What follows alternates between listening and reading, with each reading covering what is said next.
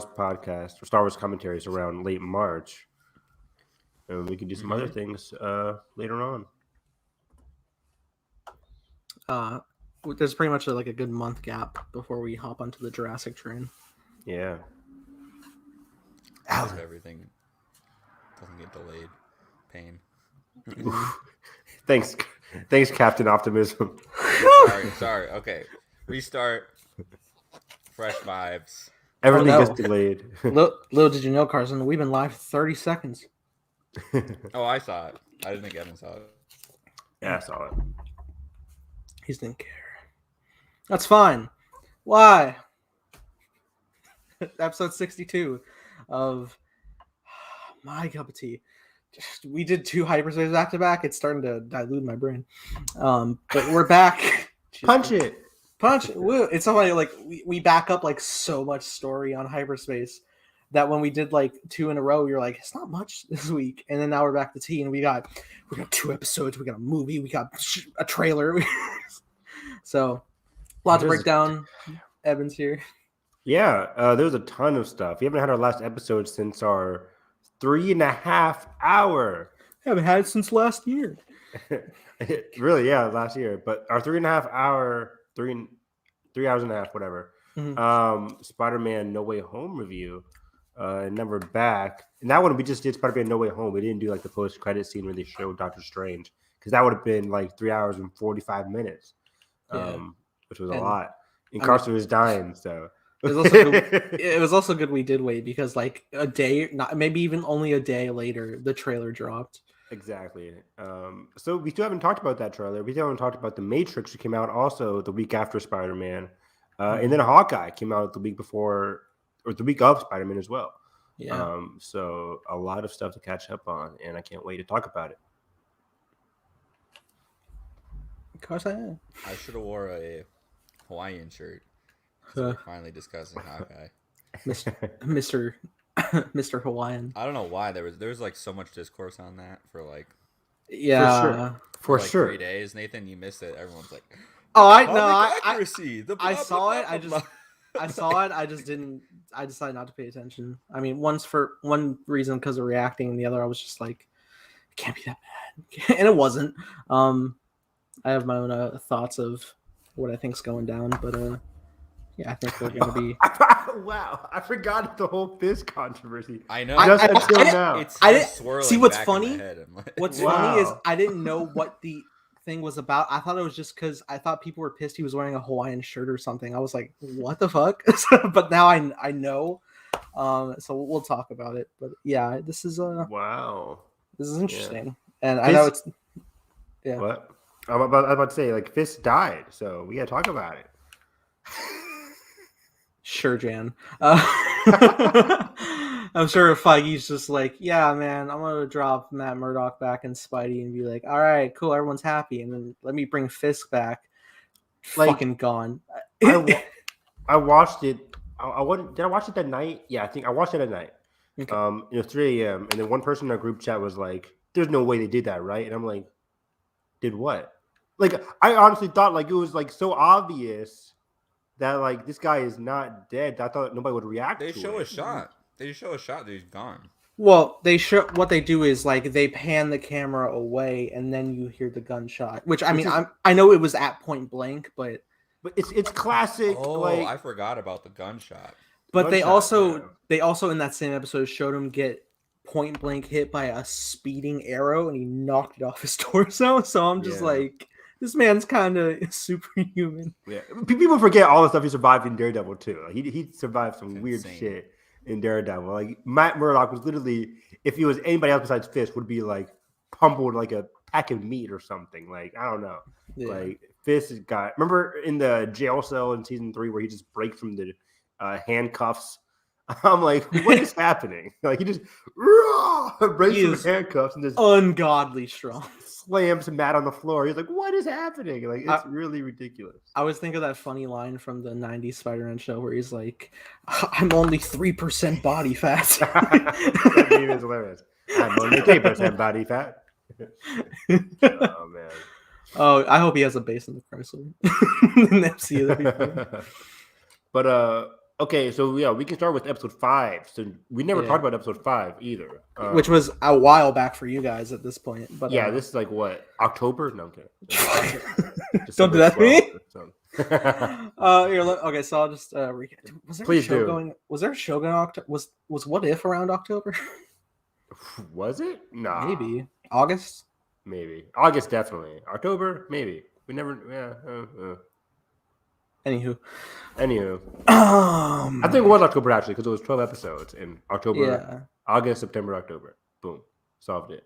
Anyways, cool.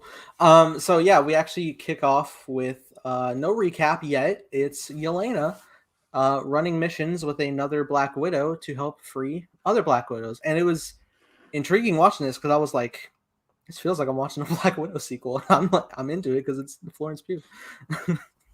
Yeah, that was really cool. It's like it really connected with Black Widow right off the, not even the post-credit scene. Like it's the end of the movie where Natasha gives Yelena like that mission saying like, let's try and free all the Black Widows who have like still undercover or still under their delusion or whatever. Spray some red mist in their eye and they'll be healed.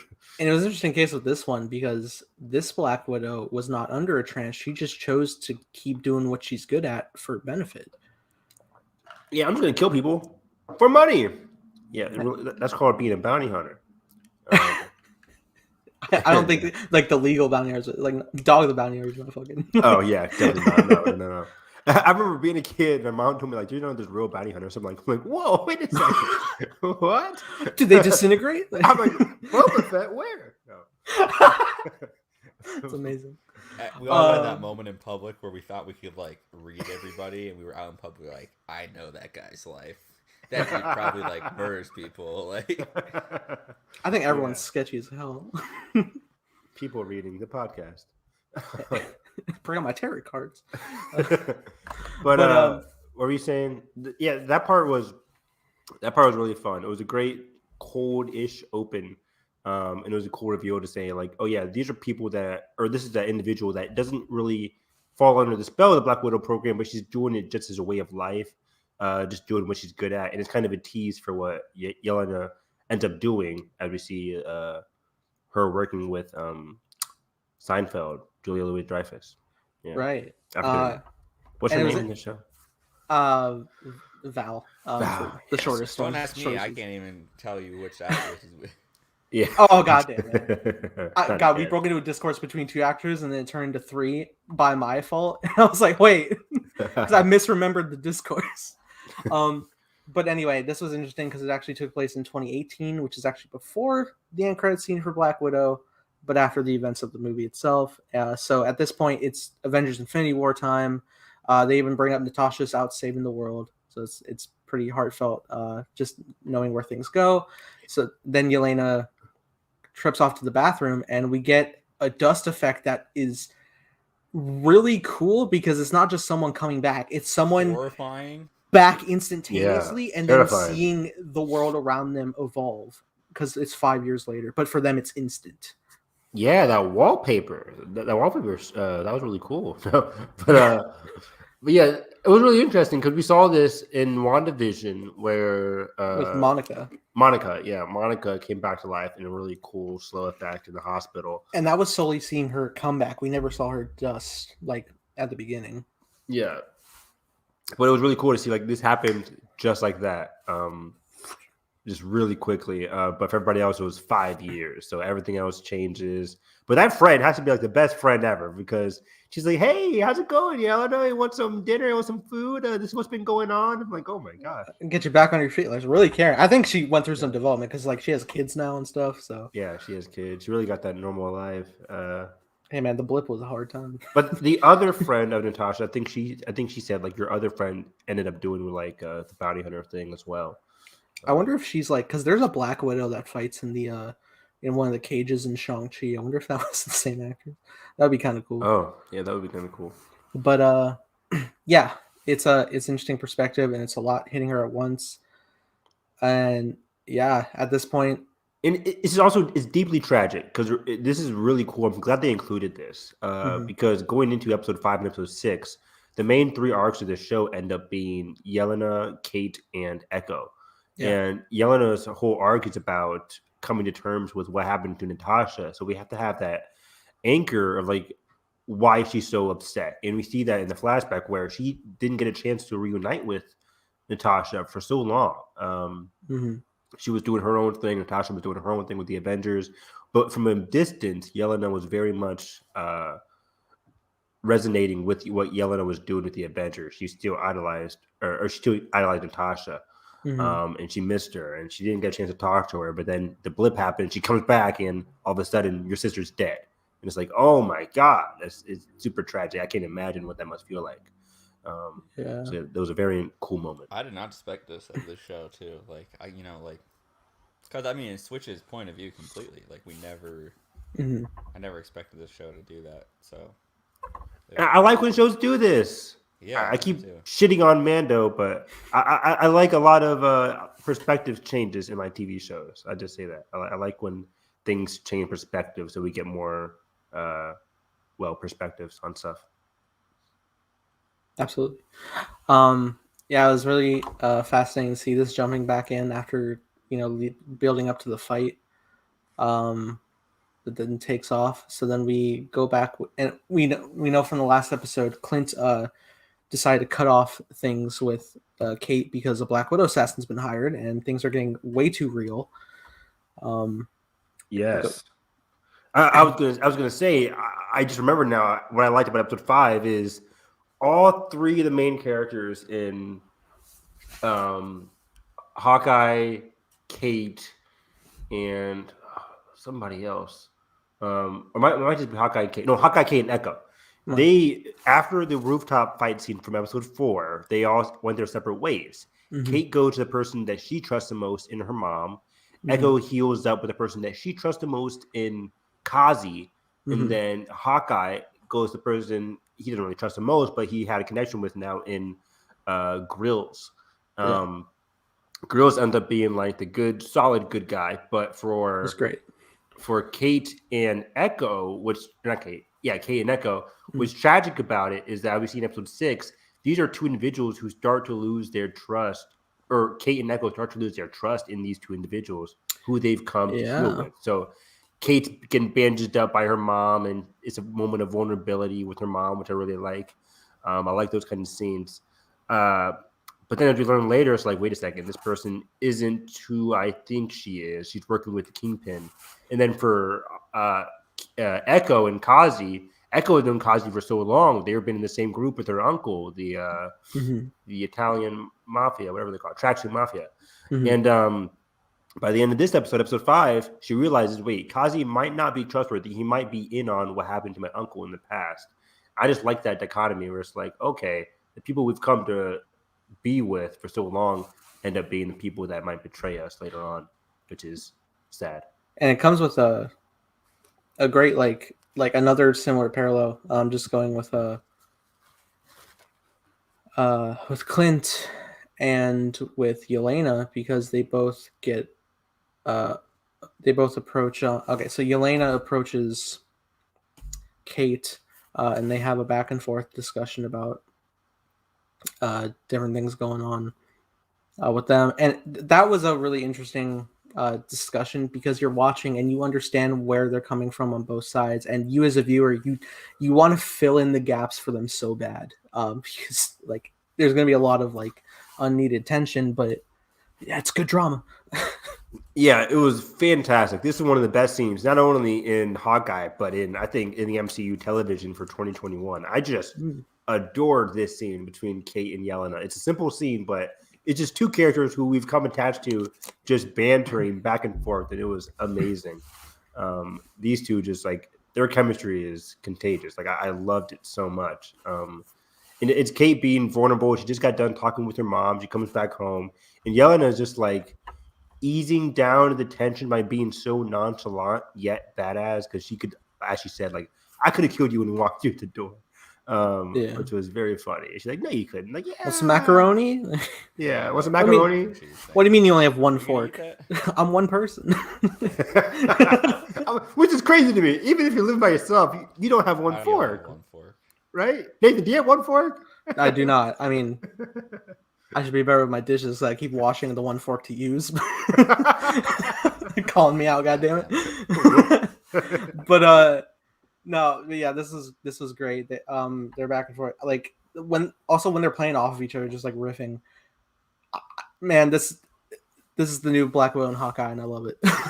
Yeah, this is brand new Black Widow and Hawkeye. And after this scene, everybody's like, okay, green light it. Someone walk into Feige's office, say, boom. He's like, what do you want? It's like, give me a Hawkeye and Black Widow TV show right now. I don't care about the plot. Just give me it. Call it Black Widow and Hawkeye. Give me a few seasons out of that. You could do it. Right? Oh, man. Like, it's so good because they both have interesting, like, family drama, but they're both moving past it. And, like, is Kate going to be upset that Yelena is working with Val? What's going to be that relationship like? There's some interesting things they could go.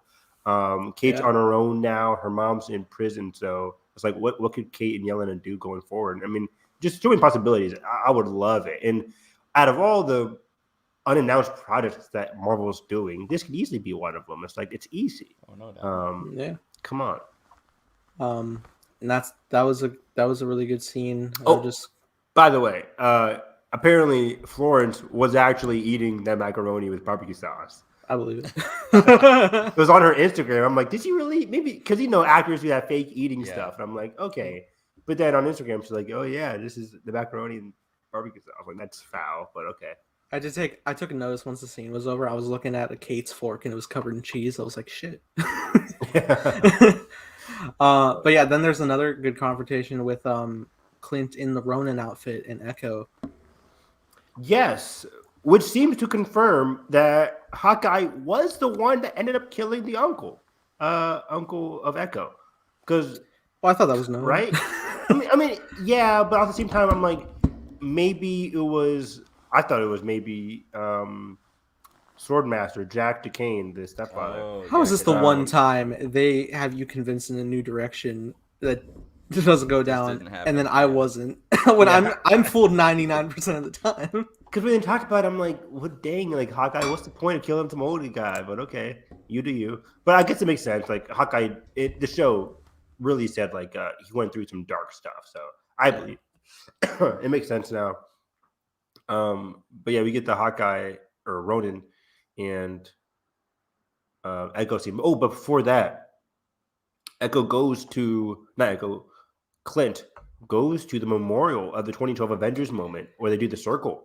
I cried at the scene. Oh, I of course you did. But I wasn't expecting to. It just whenever Clint gets vulnerable, I fuck. Yeah, it was a good moment, great moment. Beautiful plaque, by the way. I want it. Yeah. But yeah, it was just like him just talking to Natasha and them, like to have like the moment all to himself. He takes his like hearing aid out just to tune out the world, which is really cool. Great touch. So beautiful. Yeah, and it's crazy because like it sounds so heartfelt. And I'm like, oh, and he's like, forgive me what I'm gonna do, and I'm like, oh, fuck. He goes back to that. Oh, it's Matt Murdock. Shit. It's crazy because it's literally a moment of silence, and what I thought was gonna happen is I thought that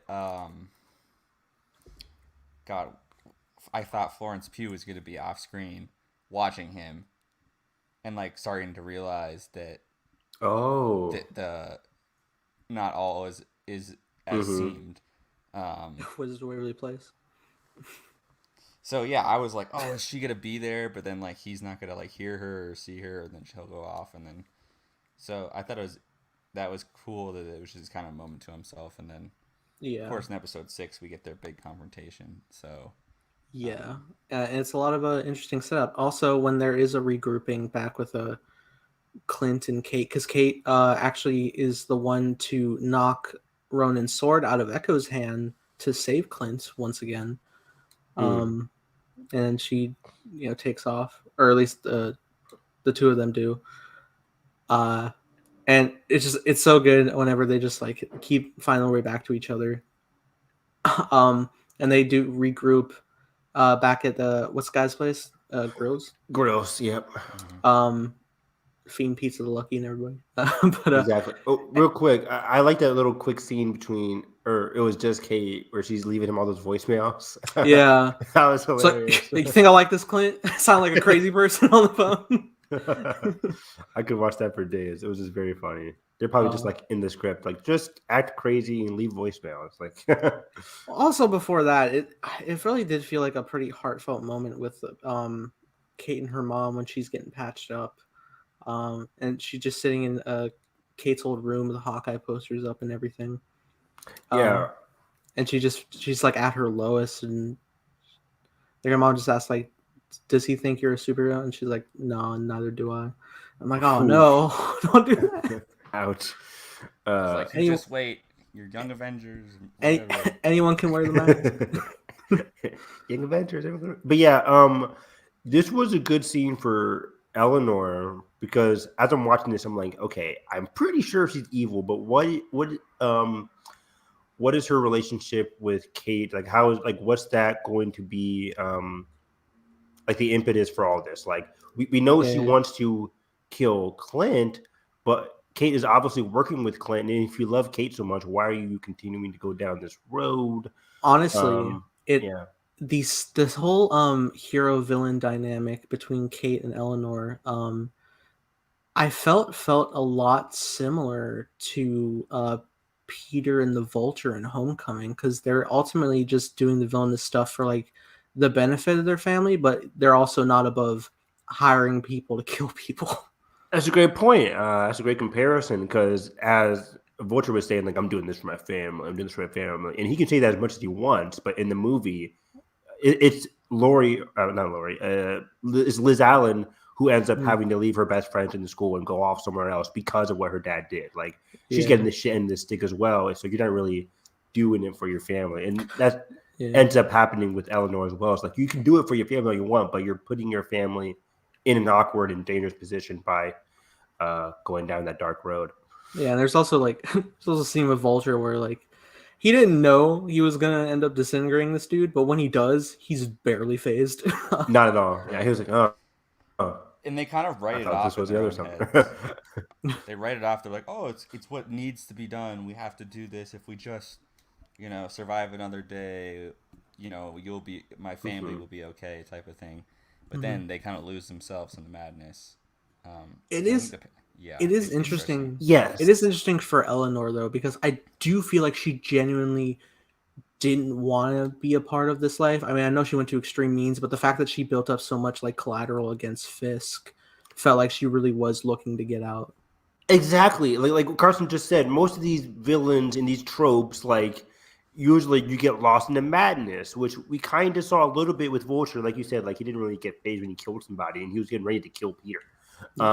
But for Eleanor, she doesn't get lost in madness. Like, usually at that finale-esque of her arc, by the end of episode 5 or 6, you expect her to like shake hands with Fisk and say like, okay, let's continue this operation. Just leave my daughter out of it. But no, like, what the interesting thing with Eleanor is that she quits it all. She says, I'm done. That's kind of going to episode 6. But yeah, it's very interesting that Eleanor went the opposite route in a way, where she just like completely cut him off, which we do see in some like stories, but it was interesting seeing it here because I thought she was, as I predicted all season, I'm like, oh, we're gonna see Eleanor go full villain in the finale, but that never happened. So I was like, okay, that was a nice surprise. I was also shocked that like Jack had zero involvement with anything. 100%. Yeah, I didn't. That was a wild goose chase. Yeah, it really got me again. Damn it. Well, then why is this motherfucker going so easy on fencing? Was he really just like being that nice of a guy? Well, then it's funny because in the finale, he's like, isn't he like slitting people's throats with like? I don't know if he slit throats, but I mean, it's pretty. I mean, it's Disney Plus, but like, it's a. He's going for it. He's like slice. Yeah, he's having the ball. Yeah, that was crazy. Real quick. Yeah, what were you about to say? I was about to comment some last things from episode 5. Like, I'm going through my notes for episode 5, and I'm like, oh my gosh. Oh yeah, I mean, real quick, there is like right before Yelena leaves, Kate is bringing up a point to Yelena, like, if you really like think all these things of Clint Barton, maybe you should wonder like who it is hiring you to do this. Which actually has Yelena do think, and she does look into it, and she said she ends up texting Kate saying like, "Oh, I figure you should know who did hire me," and it's like, boom, it's your mom. She didn't say it. She's like, it's Eleanor Bishop, and boom, here's the photo of the meeting, and it's fucking Fisk there. It's like, oh shit, oh shit, oh shit, oh shit. I was like, it's fucking real. Reveal. It's really good, and then and it confirms in the credits, right? That he has like it's like a silhouette over the title. Mm-hmm. Yeah, that was a very cool reveal. Very cool, very smart, very MCU-ish. Where it's not MCU can do things that are very subtle and other things that are very blatant. Mm-hmm. And this was pretty subtle and pretty of its world with the Hawkeye. It's just like, here's a text message. Boom, there it is. He's in the MCU. It's like, wow. Low quality photo on a phone. Yeah. Bringing back to the early 2000s and the YouTube 480p. It's funny because I do look at the photo. I'm like, that is Vincent. Yeah. When did Daredevil season 3 come out? 2018, I thought. Yeah. Jesus. Yeah.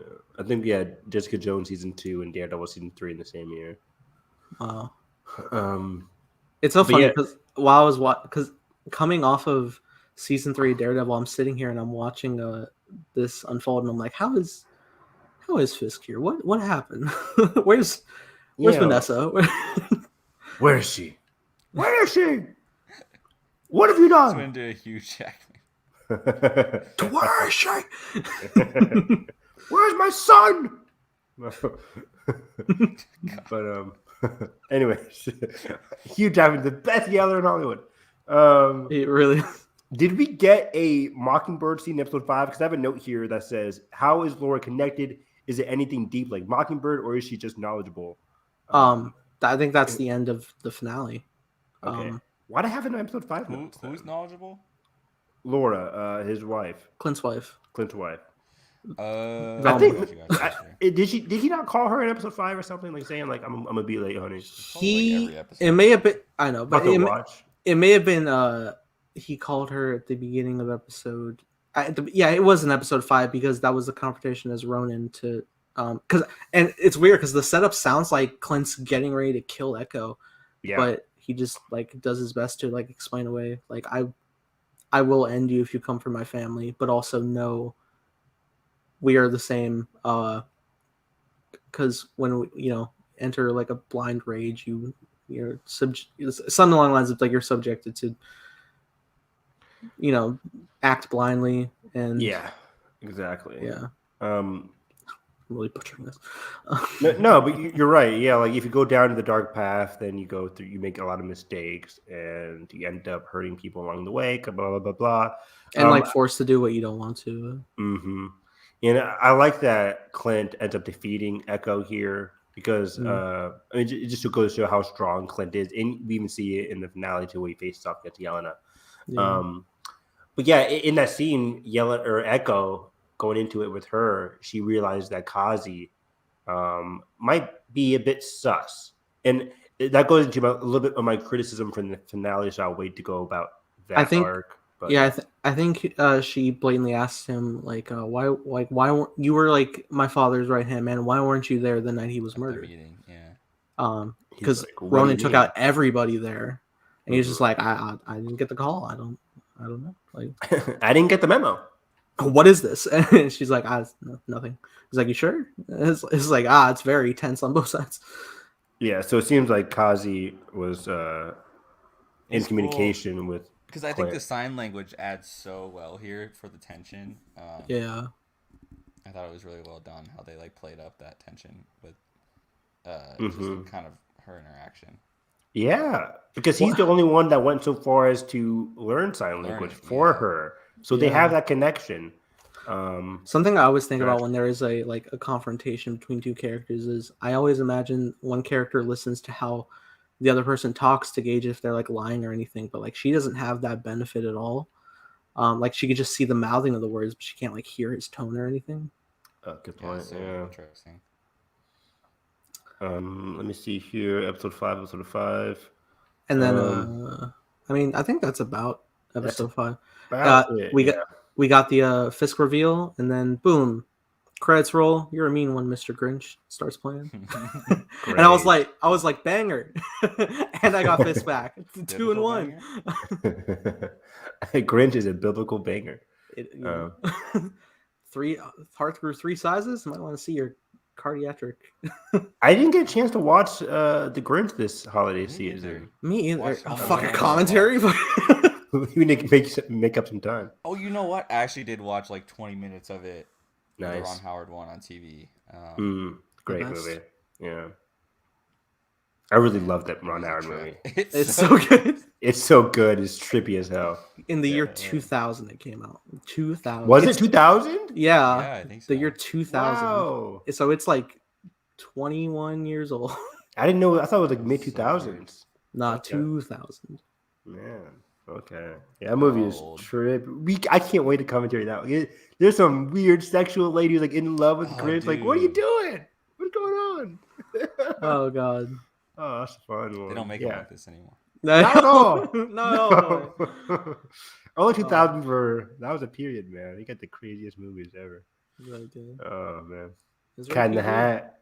Oh, Cat in the Hat is pretty. You can't make that these days. You can't. I don't. You can't, and you know what? I'm glad they did because it's the memeiest movie. Did that really make money? I need to look at this. I mean, probably. There was a lot of toys. I saw it a lot when I was a kid. I had a lot of Cat in the Hat merchandise. DVD to the crisp. Oh, I did too, right? I went through the bonus features and everything. Jeez. Oh man. That's so funny. Then they went animated and it wasn't the same. I saw him watch that one. Oh, I mean, like the animated Grinch is actually pretty solid. I'm talking about like when they. You mean the classic animated Grinch? Well, no, I like that one too. The '60s one, I like that too. That's Karloff. Iconic, yeah. It is iconic. It's so that one's great. Jim Carrey's is great. The Benedict Cumberbatch Grinch is better than I expected because I didn't like his nasally voice. I remember being so hyped because I was like, perfect voice, Benedict Cumberbatch for the Grinch, and then he went nasally, and I was like, you ruined it. Why? You were perfect. Like he tried to do a voice almost for it. Yeah, I'm sure it was.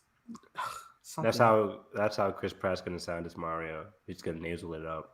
Apparently, it's not even Italian. I think. I don't know. He's gonna be Jersey. I'm Mario from Jersey. I'm gonna laugh so hard that first trailer. I won't be able to keep it together. People already have so many preconceived emotions about it. So, yikes! Yeah. The finale though was an hour. Yeah. Yeah. Was it an hour? Yeah, it was an hour because the last 7 minutes were musical. So it was like 53 minutes. But this is interesting. So I have a lot of notes for this finale. Kingpin is in it immediately, pretty much. Boom, walks in, they play the music. I'm like, he's back, baby. I was like, when is he gonna pop up? And I see the cane, and I'm like, Matt Murdock. I'm kidding. Oh no. No, I saw the cane. And I'm like, oh, and I see the white suit. I'm like, oh.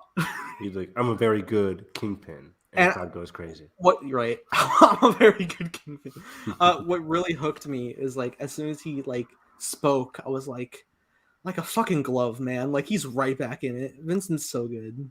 100%. And I think it doesn't stop. I think his performance is on par with how it was in Netflix shows. There was a lot of reaction to like, oh, I don't like the MCU Kingpin anymore. Like, what are you talking about? It's the same performance. It's the same. He's always like on the peak of like on edge, like about to be unhinged. Right. Every line, so he's just like he's suppressing his anger with every line. Bomb. Yeah, it really is. I think it worked with the story too. He can't lash out and slam Eleanor's head against the desk and push her brains out because like he's on a low key. You figure out like he's a pretty low key after this blip. He doesn't do anything too drastic until the finale, which I think is important. I mean, that was always like his game in the Daredevil show, but I think it's even more important for him to stay under the radar because of where season 3 lets off with how Matt like checkmates him in a sense. Exactly, and I guess we can kind of theorize about it now since he just got introduced here in the finale. But Carson to watch this, man. I need Carson to watch Daredevil. Oh, you didn't watch it yet, Carson? I thought you watched it over break. I thought you watched it in December. I thought you caught up. Maybe I watched Nathan. it. I wish. I'll put Nathan and Carson's eyes. I watched it, and I said I was gonna watch it, and Evan was like, "You ain't gonna." And well, I did. and Nathan said he was gonna rewatch the whole show, and he only watched season 3. So. Oh, I wanted to, but I ran out of time. So you fucking failed, is what you're telling me. Motherfucker, I've seen it, and Yeah. also I did was you relieved remember? to see. I was also relieved that like the recap actually did include Defenders stuff. So I was like, all right. I do not want to have to watch Defenders. Defenders is good. It's not great, but it's solid. Like I didn't hate The- it. The contract, it's good, It's bad. No, it is good. Like, Dragon Bones, though. Dragon Bones. What the Look, fuck man, is when up you're with dealing with that? Iron Fist shit, That like was I expect stupid. it. That was stupid. You don't have to like that, but I and mean, then- there's good stuff with like Matt and Elektra. And Matt and Elektra steal the show easily. Sticks in it. Where's she been? I miss it. What's her name? Elodie Young. Oh man, Yeah. she was beautiful, fantastic. I miss her. Bring her back. She should be in the Echo show. Imagine Echo and Elektra. Holy shit, that'd be crazy. Anyways, I think Fisk and what's the name? Vincent D'Onofrio kind of alluded to this on Twitter, replying to somebody else like, "What happened to him?" It's kind of what you expect, right? I think Fisk during the blip rose to power again, escaped jail, like a lot of escaped comics happened during the blip. Oh yeah, I forgot there is that whole factor of the blip. Yeah, I think he survived, and Matt didn't. I think during that time, Matt didn't survive. It was very difficult for him to. It was very easy for Fisk to rise to power again during this power vacuum-esque time, which is why Ronin was the main guy in New York at the time. It was like, oh my god, can you imagine? God, I would love if they. I really want more Daredevil. Imagine if like they picked up and like the blip happens and it's like Matt Murdock's gone. It's like, all right, cool, opportunity, but also Vanessa's gone, and so it's like, damn, what's the like? What's your motivation now? Nathan. For 5 years, get some pen and paper. That's really good. Write that down. Hire me, anybody at Disney. God So damn wait, it. what do you think they're gonna do with him next? Or I guess what? Okay, so I had a theory. What I think he's going to be a looming villainous presence in the Echo show. He's just going to return like with some form of a scar from the bullet wound. Yeah, I don't think he's going to be blind, by the way. There's that comic book panel that everybody was shoving up people's asses on that Wednesday. Of Echo shooting Fisk in the eye, and then he comes back an issue later, and he has bandages over his eyes, talking to Echo. I'm like, they're not doing that. No, I imagine if anything, maybe he probably gets like shot in like the cheek or something. There's like a nice scar along. Yeah, but you're not blinding Vincent D'Onofrio. You're not blinding an important character like Kingpin, because then how do you heal it? Oh, magical. Like I forgot they did in the comic book. It was like something healed his eyes. We can bring the guy from the Spider-Man animated show, the scientist dude, and he can make like something. Yeah, you can reverse the polarity. What's that guy's name? Alistair or something? Alistair Smythe. Yeah, who was played by B.J. Novak in Amazing Spider-Man 2. Great pool, you freaking nerd. Oh, it was fun. Yeah, it was so funny because like at the time I watched that movie, I was like, it was before I watched The Office, so I was like, oh fuck, Smythe from the '90s show. And then I went back and I was like, fucking, I forgot the character's name. Fuck, but yeah. Anyway, off topic. Oh, in The Office. Yeah, he's Oh, Ryan. Ryan, yeah. Yeah. But I think he just had that power vacuum. He rose to power, but he still has to be under the radar, low key, given everything that's around him now. The Avengers are back ish, so gotta be low key. And I think during this time, he also had a relationship with Eleanor, who also seemed to have not blipped, which helped like increase with her security stuff. And as everything comes to a close here in the finale, it seems like Eleanor was the one that gave Fisk like the information about Clint's family via her security stuff that we theorized. All the information about the Clint and everything seems to have come from Eleanor because Fisk sent her to kill Clint. Which I guess, do you know why like Fisk all of a sudden now starting in Hawkeye wants to kill Clint? I think it's because of the Ronin pass. He already knows that Clint is the Ronin. He brings it up, so I think maybe that had an effect.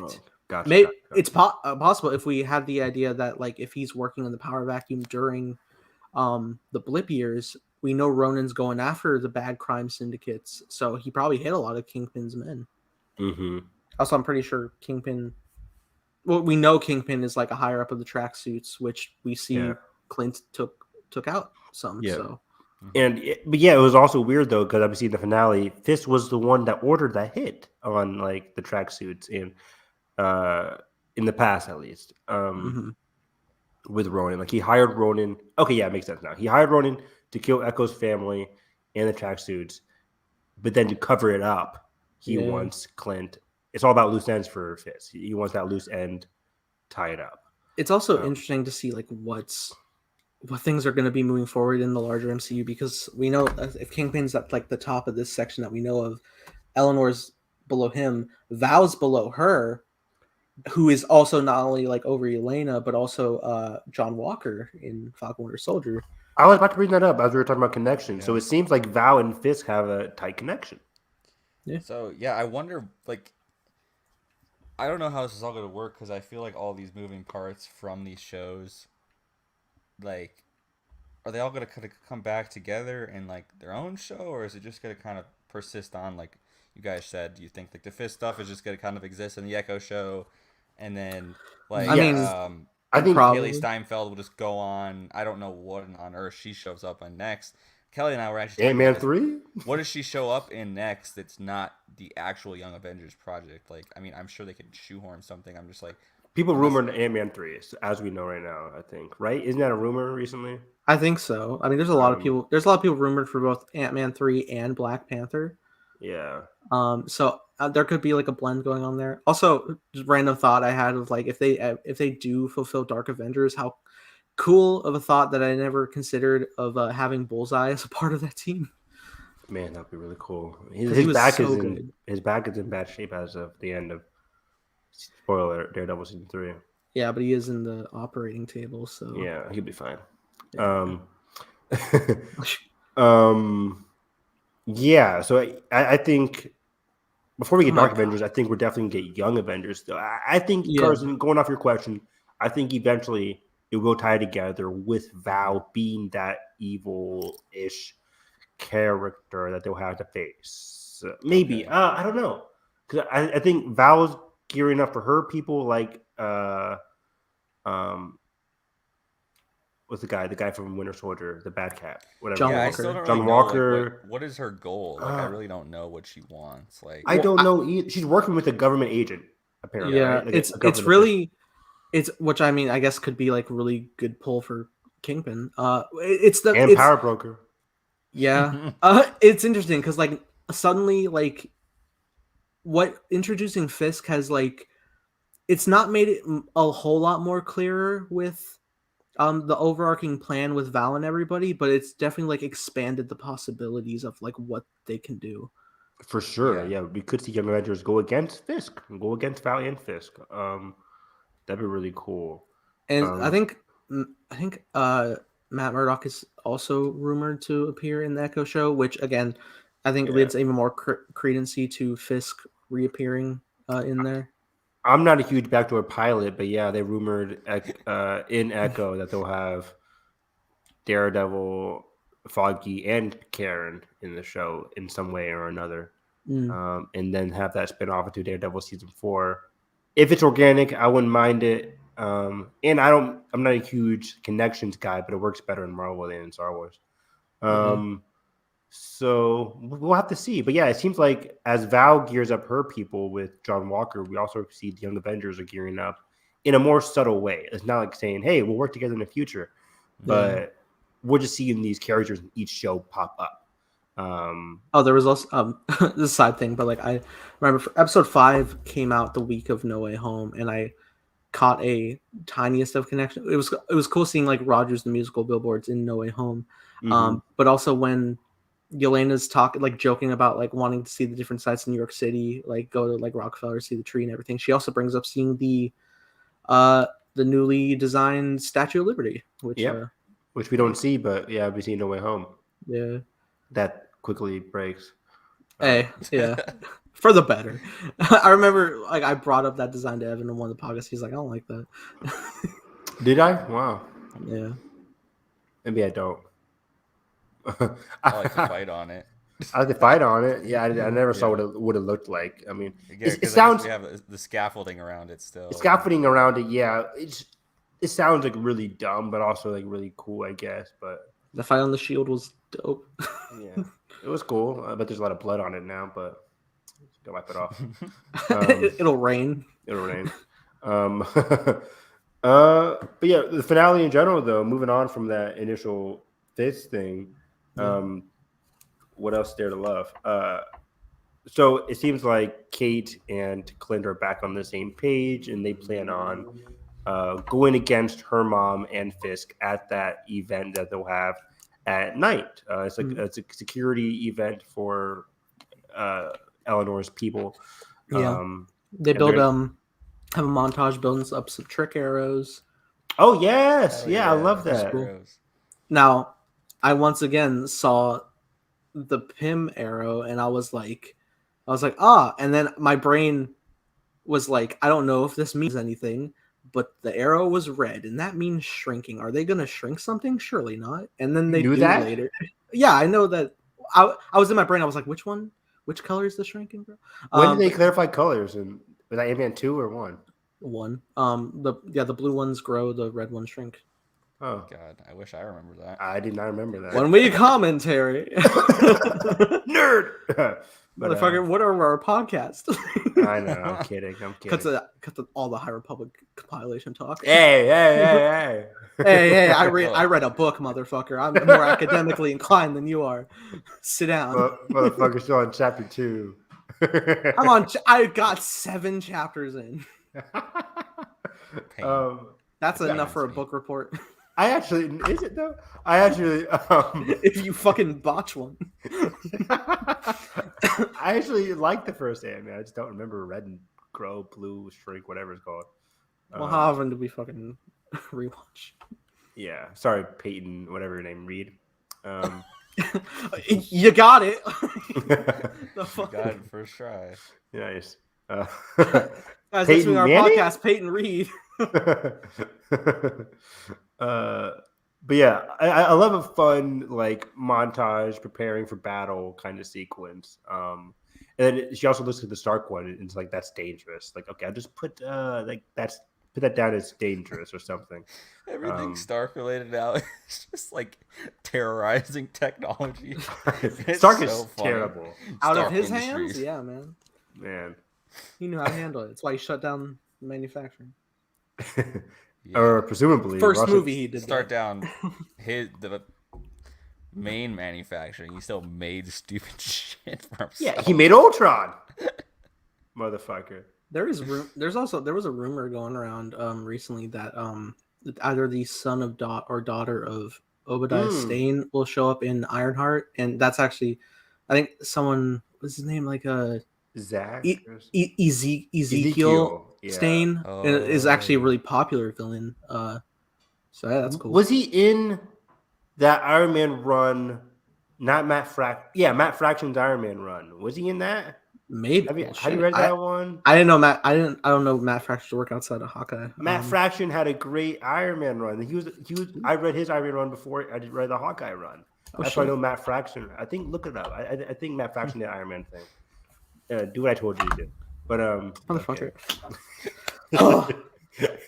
Yes, Mr. Harris. I get kicked out of the podcast. But how'd you find fucking?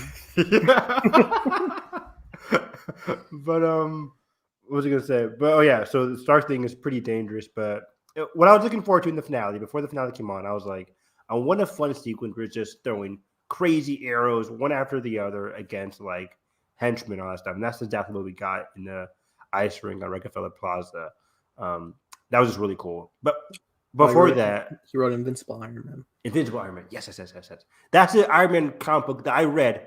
My first Iron Man comic books that I read when I went to the comic book store in 2012 after I saw Iron Man or the Avengers. Because I was like, wow. I love this guy. I love Iron Man. I want to start reading more Iron Man comics. And the guy was like, you should start reading Matt Fraction's Iron Man run. I'm like, okay, cool. Nerd, you say. Nerd, you call me. Yeah. Anyways, madman. How many quotes can we get in this podcast? Me picking up my first Batman comic. Yeah, in 2019. Batman, man. I can do the whole tangent You on read that The one. Dark Knight Returns? If you like Snyder, you should love them. What was my first Batman? I didn't read Batman until later. I'll read. The Long Halloween. Long Halloween's great. That was Dark later. Victory, Year One. I think Year One might have been my first Batman comic. Maybe. I can't remember now. I read a lot of his Rebirth in the not Zack Snyder, but the Scott Snyder. That's his name. I think. Sounds familiar. The 2016 run, the Rebirth. Anyways, there's a lot of fighting in the finale, so there's like we get the Yelena and Kate elevator scene, which again, this is the backdoor pilot I need. Yes, it was incredible. I'm like, this is chemistry. Go picture. I also love that like Yelena's like not going overboard with handling Kate, but then Kate's just like very hesitant. She's like, and like she did like a flip out of her jacket to unveil her costume. She's like, "Did you plan that?" Yeah. No. Maybe. All the buttons. Like yeah, just like she's so childish. And Yelena too is just like, that's so annoying, man. Like it's just a tiny obstacle in the way. She's just trying to do her job, kill Clint. What can possibly go wrong? And like later, she's like, "Hey, what are we doing? Like, why don't we just get some drinks?" She's like, "All right, yeah, sure. I'd rather kill Clint." And she's like, "Wait, no, no, hold on." It was so casual. Like I loved that scene so much. This is the epitome of like the power of the MCU. We're just to get two great characters quipping after each other. Great chemistry. What's that one scene where after the fighting, they're like, I'm exhausted, but I really like fighting you. Something like that. Where so like Yelena's like about to like throw something at Kate, but then Kate throws something really heavy at her hand and hurts. She's like, like that really hurt. It's like, yeah, well, so that kick in the ribs. That was pretty good. That was good form. It was so much fun. I'm like, please work together in the future. It just absolutely that was so cool. And then Yelena, like a boss, like jumps out of the window and just does her like whole big awesome stunt.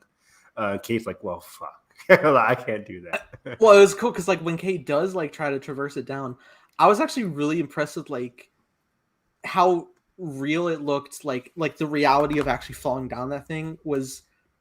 It convinced me of that. I was like, will she stick this landing? I don't know. Like when she does, I'm like, that was rough enough to believe that happened. Like it was really good. Yeah, Kate's a very athletic person, so we know she has the capability to do it. But who gets flown into the tree? Is that Clint? That's Clint. Yeah. He rides down it a third time and it detaches, and so he like swings into the tree, where he sees an owl. Yeah, that was really cute. And I was actually like really relieved that for comedy they didn't have the owl tear his face. Oh gosh, yeah, that'd been annoying. But yeah, Clint goes to the ringer as well in that finale. Oh yeah, like not just like he fights like everybody. Yeah, goes to the tracksuits, has to fight all those, gets stuck in the tree while Kate's like going through it, fighting Yelena. Kate tears down the tree and he's scared. Yeah, Kate tears down the tree. He's like, wait, what are you doing? Like, I'll get out. So the comedy really worked in this episode, considering all the stakes that were happening.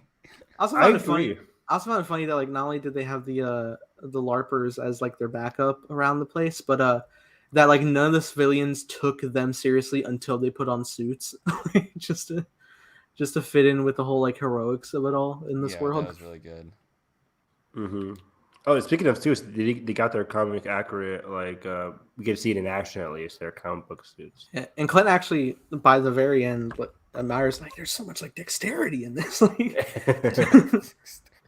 so good. Got to hand it to the LARPers. Came in clutch. But then, yeah, he has this fight with Yelena, where a lot of the time he's not really like in the fight. He's getting hit quite a bit, and you know, he feels it's rightfully deserved because Yeah, he's punishing himself to fight, or punishing himself against Yelena here because he always throughout the 6 episodes, he feel like he was the one to blame for what happened with Natasha, which is really sad. But I just love their whole dialogue going back and forth. Yelena just does not believe him the entire time, or at least she's choosing not to believe him because the reality is more, depressing. It was a great dialogue. Peter tells Harry, "Listen, I didn't kill your father. Tried to kill me. He killed himself. Shut up." It felt like that a lot. And then he threw a grenade in the face. Yeah, it was crazy. Yelena got amnesia. Yeah. Oof. Oh, no. Ouch. She wakes up. I'm Natasha. Oh no. God. No. God. If it was like early Marvel, I could believe they do that. That'd be very depressing. There was something that happened like that in a Final Fantasy game where this guy saves this person's life, Cloud. Gets saved by Zack, and then he becomes like the person that saved him that died. It was tragic. That's scary, especially if you uncover that later. Like, I'm not me. Yeah, it's like, oh shoot, the memories I've all had, like that was an entirely different person. It wasn't me. Oof. Isn't that how Assassin's Creed works? Yeah. I might have just spoiled Final Fantasy 7 for anybody that was watching. But anyways. Damn it, Evan. I just bought the remake. It's one of the best games of all time. I was going to say. But yeah, just in general, Yelena's arc that sprung up ever since she was introduced in episode 4 is coming to a conclusion here as she's fighting Clint. I just loved everything about it. It's like she doesn't want to face the reality. She's beating up Clint, but then she also comes to realize that, like, hey, Natasha does sound like the kind of person that would sacrifice herself, and like she comes to terms with it a little bit here. Yeah, this felt like a very respectful follow-up to Black Widow a whole lot, especially when at a point when Clint's like Yelena's about to shoot Clint, and he does the whistle that they did in childhood. It's like at that point it's over. I'm in. I'm emotionally vulnerable. I am pay for my therapy. That was a genius move because I didn't know how it was going to end. They kept arguing back and forth. Yelena's like refusing to believe him. Yeah, I'm like, what's going to be the turn here? Is he going to say something specific about Natasha? But no, he just whistles. It was a very subtle, emotional move there, and I really liked it. Clint never wants to just say like he jumped. I feel like that'd be kind of easier explanation. Yeah, I tried. Yeah, I literally jumped off a cliff. She caught me. She caught me. I couldn't do anything. Those stupid damn wires. God. It's also like a really hard situation to describe. Like, yeah, like there's a fucking ghost man with a red skull face. Yeah, we're going for this orange rock. Yeah. I liked it because I think he even tells her, like, he says, like, you wouldn't believe me if I explained like what really went down, which only angers Yelena more. But I feel like she would have believed a little bit. Like, there was a purple guy that came into the Earth and half the universe is gone. Like, you can explain a lot of weird shit now these days. I'm still on the fact that you fought an alien. Fought a Russian guy in a rhinoceros machine. Andrew had it rough. I'm so glad he's speaking free now. I know. We're finally free. Free from these chains of the NDA. Give me an Oscar nom just for that performance in real life. Yeah, there's like 7 late night appearances where he's like, I'm not in it. It's a Photoshop. But and going then through line delivery too, he goes, I saw it, and it's a Photoshop. That was a phenomenal interview. Because nobody believes me. He was just laughing the entire time too. A week before No Way Home comes out, he did the Wired autocomplete, and he's like, "Is Andrew in No Way Home?" And he's like, "Oh yeah, he almost got me." And he's like, "I'm not." I like them though. I love those movies. That is hilarious. But speaking of the arcs, so we had Yelena, Kate, and Echo, and Noah's. And who? Noah's arc. Oh, it's my time. Yeah, that was bad. You might as well just review your Noah. My Noah movie. Passive YouTube watching. Was it a biblical banger? I wouldn't go so far. Yeah. It was more fantasy driven than I thought. That was one of your worst ones. That's one for the history books. That was like the best dad joke I've heard in a while. Oh, thank God. But anyways, so I think Yelena had the best conclusion to her arc. I like that all these arcs ended in a way that made sense, but also I think some are better than others. I didn't really like. I'll start off with the one I thought it was fine. I thought Eleanor and Kate. So Kate, like I called the cops and they're coming. The exact dialogue. Did we talk about the fight with Kate and Kingpin? Is this after is this before the fight? That's after. Harkonnens, they're brutal. Kingpin comes and rips the door off of Eleanor's car. And that before they have the talk with Eleanor, or either way. Well, she confronts Eleanor in the kitchen, but things start going out of whack. Okay. So before the arresting. Yeah, then they run away from each other, and then I can't remember. Okay. But yeah, I was gonna say I wish there was more to the Eleanor and Kate dialogue, at least in the finale. Like I think it was led up to it very well, but throughout the past 5 episodes, Kate didn't even know that Eleanor was bad. And when she does figure it out, she yells at her in the kitchen, which I thought was really good. But then in the finale, at the end of the episode, it's just like, I'm sorry, Mom. I had to do what I had to do. I called the cops, and they're there. I was like, I wanted a bit more emotional, reflection on it. Yeah. Yeah, it's. I mean, yeah, that's fair because it was just too quick. Yeah, I mean, she is losing her mom, but I feel like it's like a good amount sprinkled out. Like first her freak out when she first gets the text, and then like in the kitchen.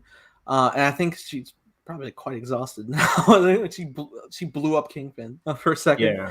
Yeah. But she does like call her out on her bullshit. Like it wasn't just like you inherited dad's debt or whatever. Like you literally hired people to kill other people and try to start. Yeah. And then her mom's still trying to like guilt trip her like to the end. It's like, is this what heroes do? Have their mothers arrested on Christmas? Like, what the fuck? Damn, dude. Yeah, I'm like, it kind of is. Yeah, it doesn't matter what day it is. now you very much deserve prison. Yeah. What we do it on Boxing Day, motherfucker? Like, come on, like, get out of here. Or the grace period in the New Year, get out of here. Yeah, bye. She'll be fine. Yeah. You're making me like it a little bit more. I just wish there was like more bit of an emotional scene, but yeah, she was kind of exhausted at that point as well. Yeah, because I was after the whole ice rink thing. Which was crazy. Throwing off all the arrows. And the truck comes over. And by the way, it's gonna shrink. It's gonna shrink. Well, yeah, to that point, the shrinking arrow, and like they shrink the truck with the dudes, and I'm like, oh shit, like do they have something to reverse that? And then the owl takes him away, and we never hear from him again. They're just dead now. They're dead, right? Oh my gosh. Because like even Clint was like, I think I gotta ask Scott what happens now, and it's just fucking swoop. And Clint's just like, oh, I guess that's handled. I want a Honey, I Shrunk the Kids style short. Bring back the one shots, man. Yeah, one shot on Disney Plus of like them running away from a crazy owl. That'd be hilarious. Amazing. It has to happen. They get a. Weren't they doing a reboot of that movie, Honey, I Shrunk the Kids? I think so. I miss those movies. I used to watch those on repeat growing up. Oh yeah, I watched. I think there's like 3 of them. There's Honey, I Shrunk the Kids, Honey, I Built Up the Baby, and Honey, I Shrunk Ourselves. I didn't see Ourselves, but I watched the others too. The whole trilogy. Right. Rick Moranis, man, he's great. Great. But the other one that, before we get to the fist fight, that I didn't like so much was the Echo and Kazi one.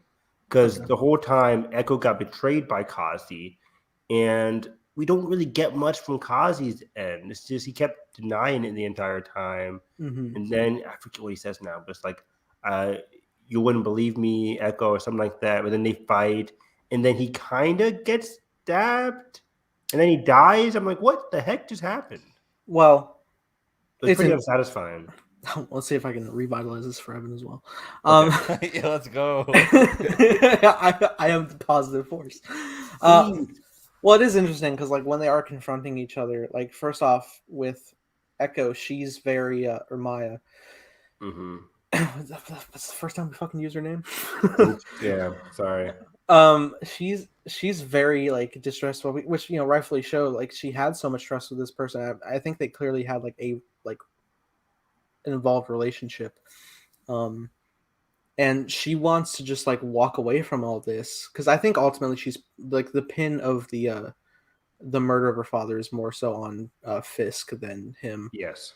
But then he also doesn't want to lose her, but he also recognizes when working under Fisk, you can't walk between both worlds. Yeah, that's a good point. He recognizes he doesn't want to lose Echo. He doesn't want to have to fight her, but also he realizes like I'm under Fisk. Like there's not much wiggle room that I have. If I walk away from Fisk, I'm dead. Because we also see he is answering like right to Fisk, like right to him. So he would have been in very hot water if he was just to walk away like Echo wanted him to. But then just they fight. Just to flesh out even more like unhinged scariness that is Fisk. Carson, there's like this really simple scene in Daredevil season 3 where like there's like a minor setback where Karen Page gets away from something, and Fisk is in a car ride with this guy that updates him, and he's like, "Give me your coat," and he's like, "Oh, all right," and he just fucking like grabs his face with the coat and beats him to death in the truck for this minor inconvenience, and he was just like, tells the driver to pull over. It's so like on a whim. Being the driver, like it's scary. Yeah. Should I keep driving? Should I pull over? Jesus. Yeah. But yeah, I guess that goes into cause. But I just don't like that he died. I didn't expect him to die. I figured going into this fight that like, okay, they're gonna scuffle for a second. They'll walk away from each other. But then I thought Kyle was gonna be an integral character to Maya's. I thought he was gonna be in the Echo Show. In the Echo Show, yeah, I thought he was gonna be an integral character to the Echo Show. They're both gonna be on the run. Or in some kind of scenario, going after Fisk, maybe in the Echo Show. Yeah, I did find we might see him in the flashbacks in the Echo Show, maybe. Probably. And I did find it like compelling that like even when she did stab him, like she wasn't happy about it. She was clearly like upset, distraught like, over it. It didn't feel purposeful. It didn't feel like I got you. It's like, oh shoot, it's like it just connected. Why did it come to this? Yeah. So yeah, even when he got stabbed, I'm like, okay, maybe he just got wounded, and he'll be like, and then she goes off to fight Fisk, but he just dies. Like, okay, that was fine. Wasn't too satisfying, but yeah. But as we talked about it, I like it. It does kind of ring true to Maya. But then we get did we get Kate fighting Fisk before? Yeah. We get Kate fighting Fisk, then Fisk goes to Maya. So yeah, Kate fighting Fisk was wild, and this had a lot of people talking about it as well because people were like, "Oh, Fisk is just so much stronger and so much goofier in this finale when he was fighting Kate." But I thought again it rang true to how he was in Daredevil. It was a little escalated, of course, which I thought was fine. But let me just say how wild it is. Like from the start of the episode, when, like, first off, Fisk starts talking about Ronin, and I'm like, this is wild that he's addressing a like core Avenger, and then he brings up the Avengers themselves, and I'm like, this is fucking wild that he's here. That he's addressing the larger world, and knowing this character, just oh shit, it's really like wow. I mean, not that they didn't like bring up like New York stuff like here and there in Daredevil anyway, but like just like him talking about like the Avengers like parading around and like he's once again talking about like teaching the city a lesson, like who's like the real person in power, which is always fascinating. But then we have this confrontation where because normally we see Fisk like going against Matt and it's like bare knuckle brawl. Just seeing like how much effort it takes Matt just to take on Fisk. The trick arrows, he's also like honestly doing a pretty good job at knocking him down. So it still takes a lot, but like it came down to strategy for Kate, like webbing that like electric fence from his escape, and then ultimately, I mean, he straight up like breaks all of them in half at once, like spaghetti. Yeah, that was a lot. I'm like, holy crap! In the Daredevil show, like it was reinforced that like, yeah, this guy is a very tough dude, but he also wears a lot of like protective stuff around his body too throughout the Daredevil show. So it would make sense that he also had that on during the Hawkeye show. Yeah. And I love that it actually came back around, like, you know, Kate learning like the flick trick, and that she took one of his cufflinks to knock the trick arrows broken to connect them all into the explosion. That was good. It's so cool. That's really cool. But yeah, it was crazy. Like he pulled open a whole car door. Yeah, I was like, motherfucker, do you have an attachment to your cane? What's going on? That was crazy. Yeah. But yeah, then he's down for the count for now. The police arrive to take in Eleanor. He's gone. He turns around the corner and Maya's there. And I'm looking He's at like, this. hi. Yeah, and I actually am like sitting here. I'm like, knowing Maya's character, what is going to prevent her from just shooting this man in the face? And she proceeds to shoot this man in the face. Yeah. And I'm like, Great. Immediately I'm like, look, guys, I don't think. There's no way. He's not dead. No 100%. Feige's fully aware. Like, yeah. Again, he might be left with some scars or whatever, but I think the whole purpose now of the Echo show is going to be like, I left you alive. Don't come after me, while Echo tries to figure out what her life is now without Kazi, without Fisk. What does she do? What does her journey look like? Does she get that redemption? How does she get that redemption? I'm very curious to see where the plot of the Echo show goes. I kind of like the idea of, usually when dark characters get redemption, it's like they have to protect a like smaller innocent being, like, Last of Us with Joel and Ellie, or like the Mandalorian with Mando and Grogu, Logan. Like, I like those kinds of stories where you get to protect. I know. The Fox first. We'll get there. She's a lot like you, very much like you. That was good. Very good voice. Evan, our resident Patrick Stewart. Thank you very much. Sponsored by Fox. No. 20th Century Studios. Oof. Why'd they get rid of the Fox? Pain. I don't know. Yeah, tragic. Honestly. Tell us. But where was I going with that? Well, yeah, I like Echo. I want Echo to like have a protection kind of mission. I think that would be really fun, because usually in those scenarios, it's like a father figure protecting an innocent person, but we never see like a woman have to do it. At least I can't remember the last time that happened. Yeah. So yeah. I was thinking of like, what is that? That Angelina Jolie movie came out. Those Who Wish Me Dead. Oh yeah. Those Who Wish Me Dead. That's a good one too, where she plays that motherly role to the guy that loses his. Yeah, that was a good movie. That was fun. Yeah, I mean, she wasn't like an evil person, but like she did like fail. Something. Yeah, led to some deaths. Deaths.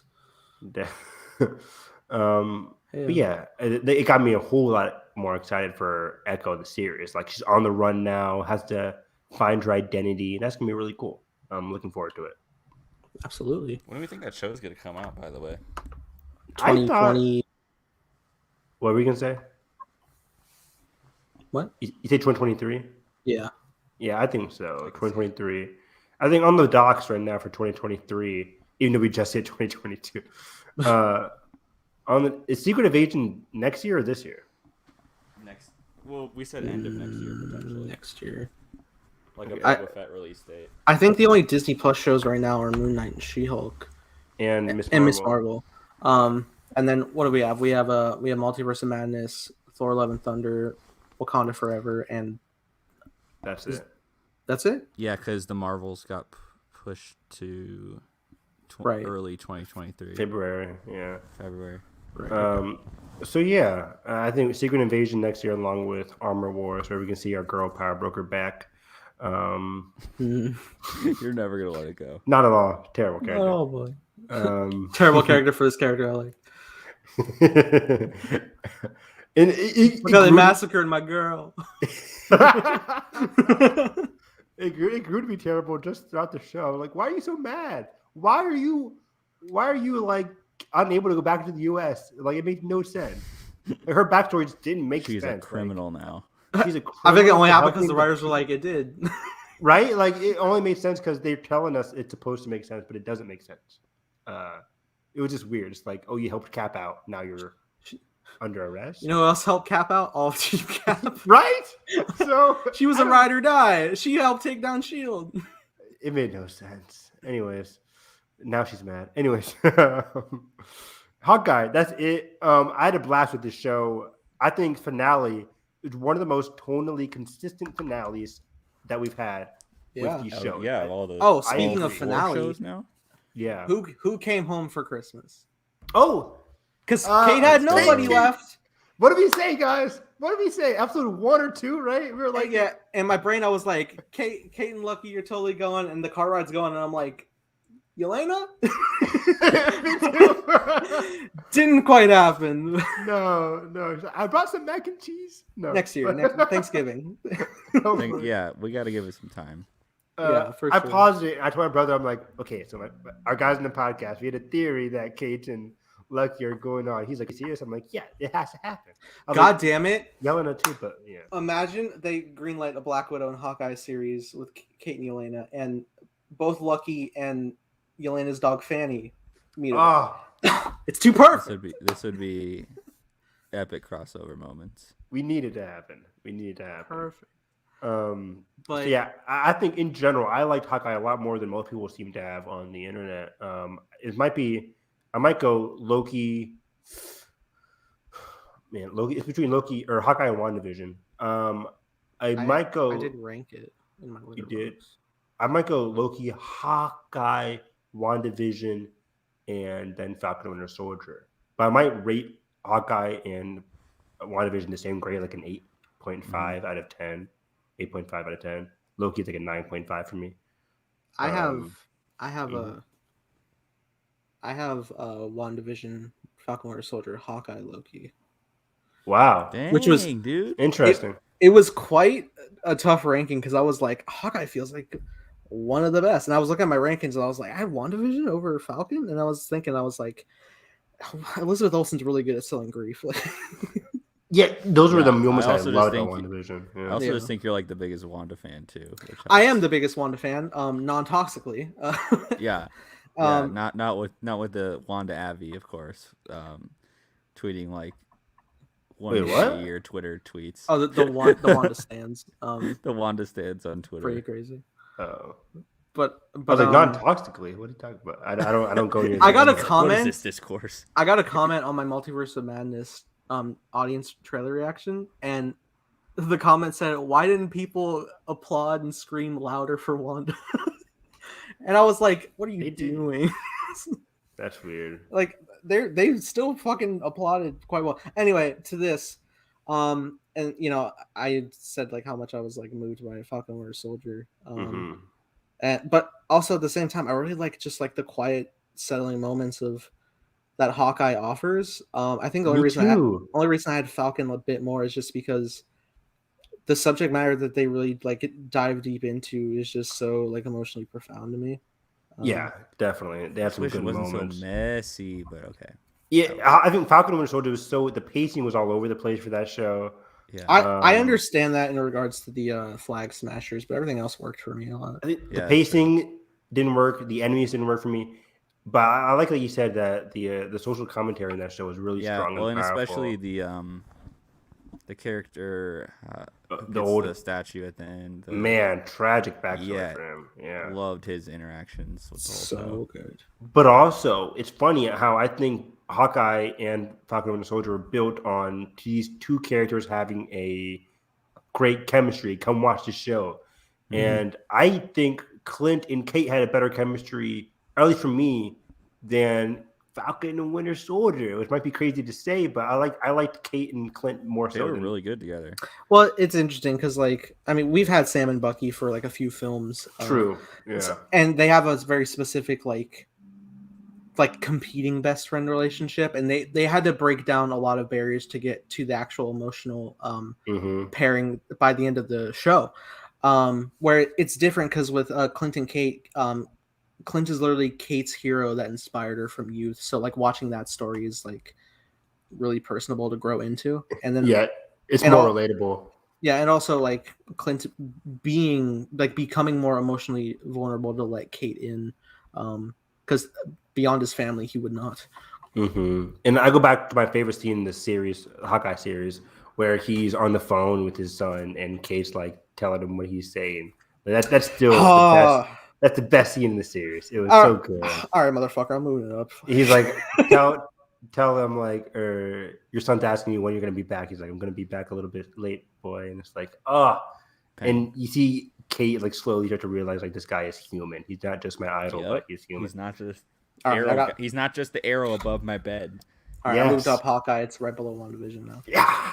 Let's go. Success. You know, it also has a good selling point of Christmas, and I like the aesthetic.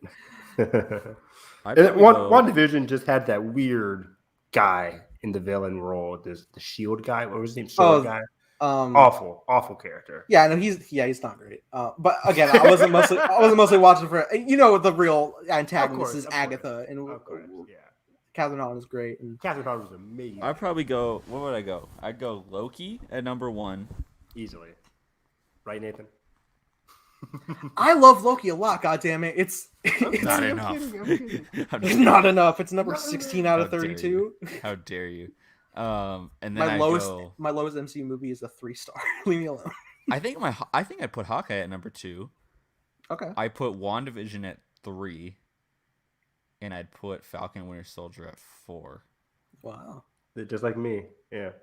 Like I like. Now rank the movies. the theatrical of this year. I was on Letterboxd. I'm like, I still haven't ranked the MCU movies. I just refuse to. It's too hard. I did it from memory. There was 3 MCU movies that came out this year. 4. Not. I meant like the 23, like in general, the MCU. But there's 4 movies that came out this year. Yeah, we had Black Widow, and then we had Shang-Chi, Eternals, and Spider-Man. Oh, I forgot about Eternals. Listen, motherfucker, you missed out on the review with me and Evan, and it went long, and it sold everything. I feel like Eternals. I like the movie. I just haven't thought about it once since I saw it. Well, if you went on our pod. How you thought about Black Widow? You were busy. No, they've definitely thought about Shang-Chi, and I thought about Spider-Man. Shang-Chi and Spider-Man, I'm like, which one is better for me? I mean, yeah, Shang-Chi I'm still fucking slaps. It does.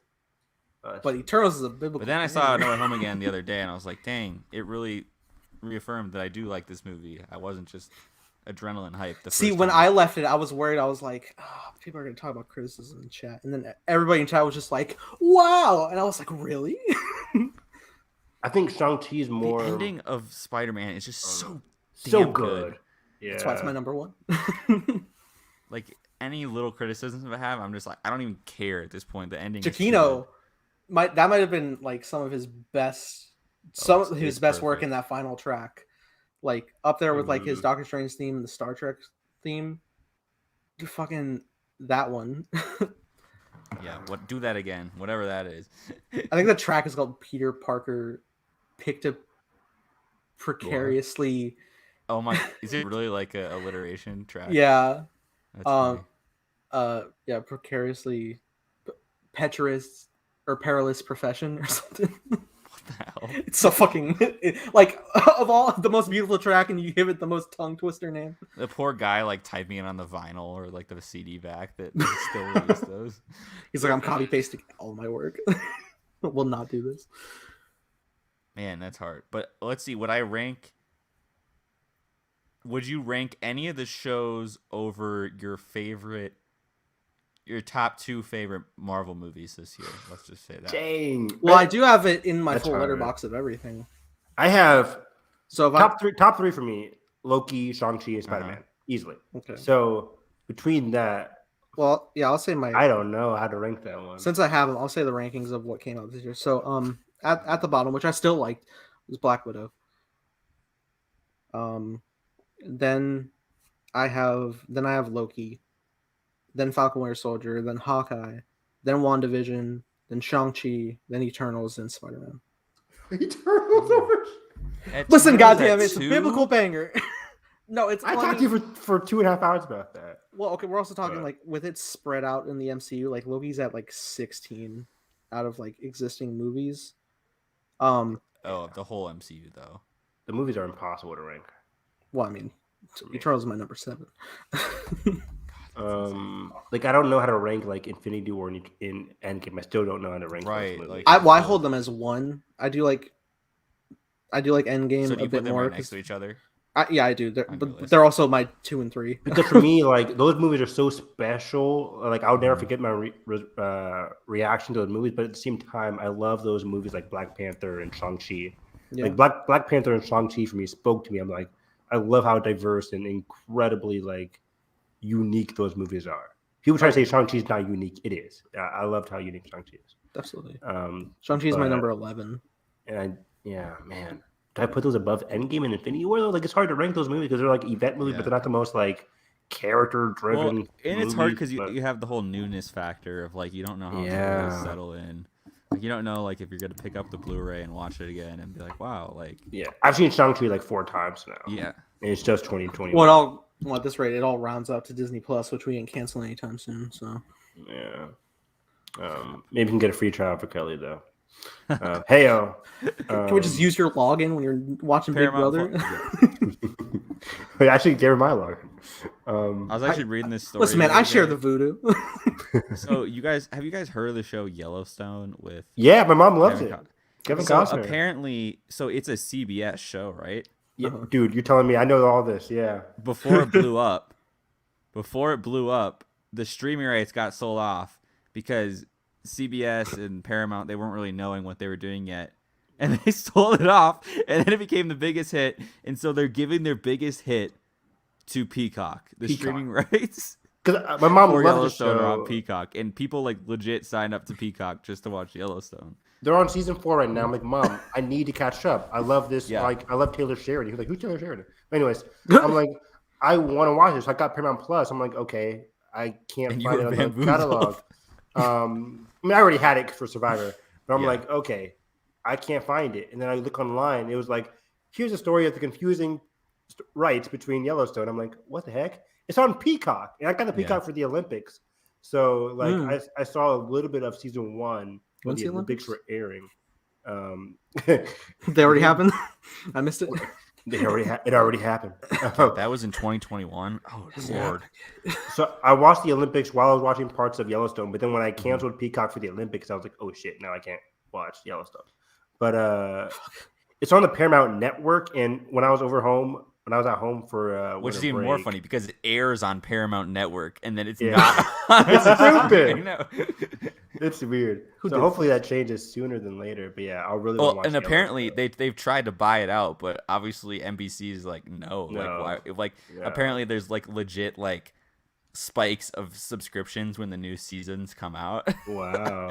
For Yellowstone on Yeah, Peacock. I watched a couple like sporadic episodes. I'm like, this show rocks. Really good. Kevin Costner is like so badass. He's like, I told you to get off my land. I'm not gonna say it again. He starts killing people. I'm like, yo, this guy is awesome. Dude, apparently they're making a spin-off about one of the ranches or places that was featured in season 4. I can't remember. 1883. They have a spin-off, and then they're having like other spin-offs. Like, wow. And Sheridan's just writing all this shit. There's like 4 other shows that he's just writing and then directing. I still have to watch that. Speaking of Hawkeye, what's it called? Mayor of Easttown. Mayor of Easttown, or Mayor of Kingstown. Mayor of Easttown was Mayor of Easttown show. Look at me. Who would have thought? But they're doing season 2 of this, and Jeremy Renner's coming back apparently. They're doing season 2 of Mayor of Kingstown. So now I gotta watch it. Great. Anyways, Nathan, what are your thoughts on Mayor of Kingstown? Hey, I watched Euphoria. Sunday. I am hooked now, and I'm excited for the new season. Man, that's gonna be special. Sunday is gonna be the best Sundays ever for the next couple of weeks. If I catch up, Evan. If I catch Hurry up. I think it's gonna break the Crunchyroll, the app that I watched. So it's gonna break everything. It's gonna break Funimation. Yeah. It's gonna break Crunchyroll. It's gonna break. Can we watch Euphoria on Crunchyroll? I wonder if Euphoria is gonna break HBO. Probably not. Back to the crashes. It's not gonna crash. I'm sorry. I had a wrong call. But for Spider-Man. Okay. Hour and 28 minutes in. Haven't even talked about the Doctor Strange trailer. Look at us. Jeez. Did we hold off? By then there'll be a second Doctor Strange 2 trailer. Whatever it takes. I mean, there's not so much in this trailer. Oh, you think? Right? Nathan's like, wait a damn minute. Oh, great. Oh, but Twitter's there is the Doctor Girl from the first movie, but she's in a different multiverse outfit. Is Wanda holding up Strange? Is Wanda walking through a TVA door? Oh yeah, I didn't see the TVA door until recently. I'm like, whoa. Me either. Wow, Marvel. Okay, let's just knock this out quick. Sure. I thought it looked really good, and I thought the color grading looked nice. I could see like a clear visual style that Raimi's got going on, and I just hope it looks the same in the movie. The color grading's really good, and I'm like, damn, I hope this stays. I really hope he's like up at Feige, just like, no, it must look like this. I couldn't see that it looked really visually different from other MCU movies, at least from the teaser trailer. Go look at like the contrast of like the Infinity contrast War. Okay. And then go look at this trailer. Depth. It's kind of insane. I will. Okay, yeah. The blacks are more defined. Because like going off the trailer, I'm like, it looks like a Doctor Strange movie. Like, yeah, it looks like the one I got before. So it's interesting. Apparently, like a lot of people. So the big what if in the room, is I see what you did there. Never. Evil Strange, which apparently was like the biggest selling point of tipping people off, but mine was actually like that shot when Strange walks out and like the city's like morphing into ooze like in the episode. I was like, are they? Maybe. And I think it just like reaffirmed when you did see the other Strange. I was like, they're doing the best Disney Plus per thing. Oh, we didn't rank What If. We forgot about What If. It's in the middle. Number one. No, What If had like a couple good highs, but the rest was so meh. Yeah, decent. Yeah, like that Thor episode. What a waste of time. Bad. That. I had fun. I didn't cry, but I really loved the mystery one where it turned out it was dude, everyone just was dying, dude. That was baller. Tony dies in 4 different episodes. Michael B. Jordan one was great. That was a great one. Oh yeah. Okay, but then we're seeing like there's like monster we see in this trailer. They're like coming through and like Shuma Gorath, I think. Then I saw like a Funko Pop or something. It like I can't remember. I heard that it's not Shuma Gorath. That is somebody else. Gargantos. Yeah, I heard about that. I don't know who that is. I have notes. Hey, they're like 5. They're like out of date. It's really out. Like my Doctor Strange 2 notes are Gargantos seems like a side villain.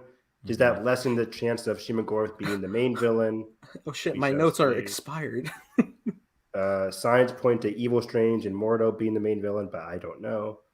Mordo seems like a chaotic evil could be like character. Neutral. I feel like it'd be neutral evil. Neutral in this. Chaotic neutral. I guess it's actually interesting because man, Mordo was teased all the way back in 2016. We're in 2022. Yeah, I know, but like do people remember. I do. Besides us, besides fans, like 5 years ago. Does my dad remember? Like, although Doctor Strange has become like a fan favorite, I would say in terms of like. I think it's like garnered more love like as time has gone on. It's my 5th favorite MCU film. I do really like that movie. Wow, it gets a lot of hate. It gets a lot of hate, but I vibe with it. I think that was a big thing why I was loving the What If episode as well. Like even before we got into like the actual like differentiating stuff, like it just like cementing in the original film. I was adoring that. And it's just the whole core message of it and the tragedy is so like well done. I think it's a solid 4 out of 5 for me. I just don't like what they do with Rachel McAdams' character. I'm like, I wish she was better. Well, she's back in the movie. I think she's back. I'm a huge Rachel McAdams fan. I think she's back in 2 roles. Yeah, she's just there like, oh, what's going on? Oh, shoot. Yeah, right. Just for reactions to what Strange is doing. In the What If episode? No, the movie. Oh, well. I like her better in Game Night. Well, I mean, there was like a whole point where like their relationship is broken. That's kind of like the thing that takes them away for a while. And magic is shit is weird. It makes me wonder like what the through line of this movie is gonna be like. I think there's gonna be 2 versions of Christine. One that is filling. I think what's the character's name, Clea, in the comics. Like she's gonna be filling that role as like an alternate reality Christine, who's a sorcerer as well. Oh man, must like help them. Yeah, and it's interesting because it actually looks like there's a wedding between Strange and Christine in this. Really? In this, I think so. Yeah, there's he's watching Christine's wedding in the. But it's not Strange's wedding. It's Christine somebody else. I believed it was Strange's. No way. He's It's watching it. He's It's watching somebody the else. wedding. He's in the pews. He's in the audience. Look, it's not even a full second. It flashes. Dude, he's like in the back row. Look, after I he's not in the back row. They're a close up on him. He's in the back. He's like, pull up the trailer. no. You're absolutely playing yourself right now, Nate. You know what I am is I'm hopeful because I suffered through What If, and I want the best for them. I think the tragedy of it is like the tragedy and beauty of Doctor Strange is that like he has such a big role that he has to forgo his emotional attachment, which is why it's so tragic in the trailer where he's like, "This is what I could have had." Moment. But I still think Oh, Carson, you're. He mutes himself to make his point. No, sorry, we got unplugged. Oh, that's I still think there'll be a little bit of hope by the end of this that like it may not be the life that he wants, but I feel like it's gonna be something that he needs by the end of this movie. That's gonna be a little bit satisfied even after all this tragedy. I don't know how that's gonna look relationship wise or anything. Is he still gonna be alone? Yeah, I don't know. Not Wong, but I hope Wong makes it. I just want all my MCU heroes to just be with somebody, happy? be with somebody. Take a vacation. This is why I like Shang-Chi so much. Him and his best friend. Jalen dropping something. Yeah, he's making tea. Carson, your mic changed. Give me a break. I'm so sorry. But put out the megaphone. What else from the I'm back. Yo, John Wick. I'm thinking I'm back. I can't wait to do John Wick. But is that on my list? It has to be. But I was gonna say that could be our gap. So there's 3 Doctor Stranges. So there's the Doctor Strange, the evil one, and then the one that's for a quick second that's twirling through that portal. It turns out that's Defender Strange. It has a toy. Oh, now. I saw art of this one. Like he's like got like a ponytail with like some streaks. Yeah. And somebody caught that on like the first like reaction trailer review that I saw. And I'm like, are they making that up? Because it looks like Doctor Strange. But then ever since then, it's been like on toys. So and stuff. I guess this means the multiverse is officially like broken. Yeah, it's not going to be as simple as casting a new spell to like forget Pete. It's going to be a very complicated thing. So I just wonder how this movie even starts. Like, Me I'm too. wondering even like. Well, it's interesting because they did have like the echo of the dialogue from No Way Home about Wong warning how the spell is too dangerous, and he says earlier in that movie how it like bridges like all of known and unknown of space time. Mm-hmm. So I don't think it was as simply fixed as we may think. I mean, like the core issue, sure, but there's still extra ramifications. Plus, point to Wanda or Loki or whoever you want. Everyone's had a hand in like but breaking it. Like Loki's multiverse was specifically related to only Kangs. And then Spider-Verse was only to people related to Peter. Like this isn't a full multiverse. What is Wanda's breakdown. thing again? That her power is fully like on now, and she like. It's just that for Wanda, it's like the chaos magic is interfering with reality, and she is, and like I mean, we even see Strange goes to her asking about the multiverse because she's looking to find her children. In the different. She'll have to go to a place that others can't kind of deal, where she'll have to help them. That reminds me. This movie is hinging on my enjoyment of WandaVision because I hated how she lost her kids at the end of that show. I'm like, they'll get the kids. But it felt like you had hope. Punishing. I had hope. Yeah, like for me, I felt like they were punishing Wanda, and I'm like, I don't really like that. Like, I really wish that she was able to keep her kids. And if she's not able to find her kids in this movie, that would deteriorate my score of WandaVision. I'm sure. I believe.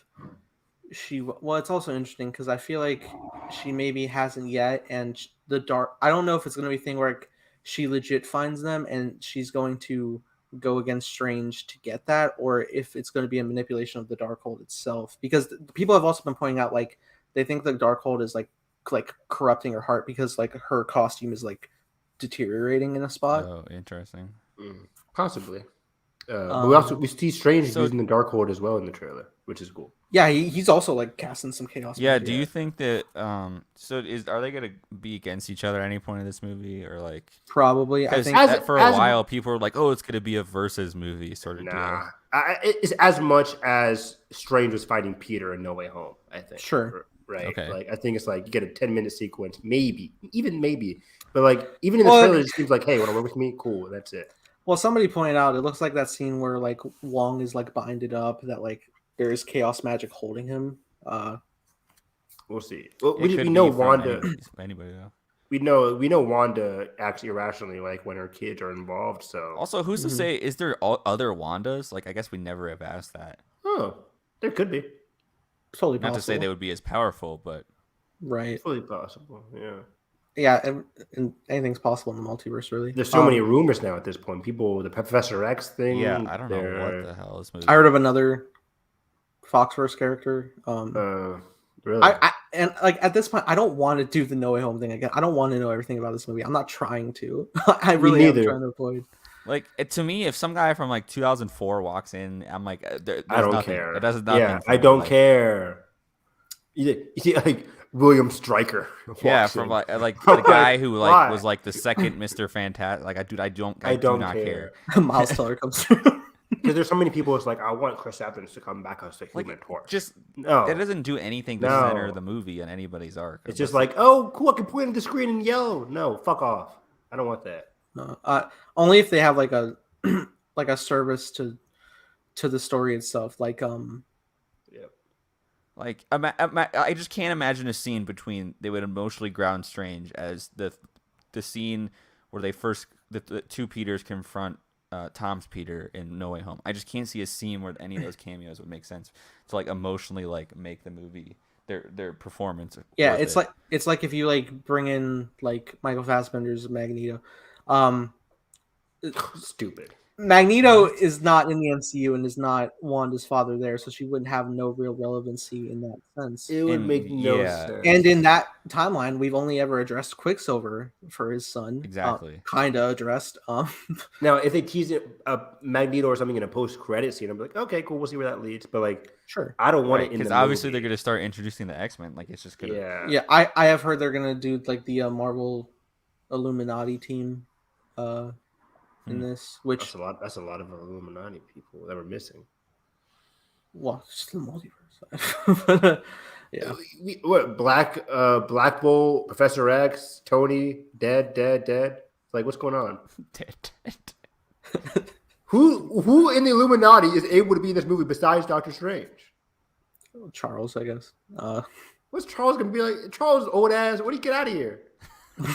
It could be fucking McAvoy. Maybe. A Mr. Fantastic, I don't know. But it's weird since we're having a new Fantastic Four. Exactly. So there's no Illuminati in this movie. Why? But the amount of times when you've said like this ain't gonna happen. I know. I'm wrong. I can't bet against the MCU. But at least the Spider-Man thing made sense. Yeah, because like, we were talking about like, what do you mean Peter releases the villains? That's dumb. But then we got the context. Well, here's the issue with that. We thought they were gonna be in a box. Yes. Well, my issue wasn't in the box. My issue was Peter got tricked again, but he's not tricked. It's his free will. Yeah. Right. So I was can just handle nervous the on the box and execution. I was nervous on the execution of like. Me too. Because I had no idea. I had no idea that these people were gonna be like trapped in these cages, and then we were gonna like get some insight into kind of like the tragedy of it. Like, I just thought they were gonna just bring the villains, you know? Yeah. Which I have trust in Raimi, but I also fear of studio. I don't think is he writing now? I don't think he wrote the screenplay. There's the reshoots now, so I don't know what's going on. Yeah, they're done with the reshoots finally. I mean, I don't think anything will be as egregious as like what Sony put him through on Spider-Man 3, but no. But no. No. Oh, I was say earlier in my point with like Mordo, like his whole like mission was teased back in 2016.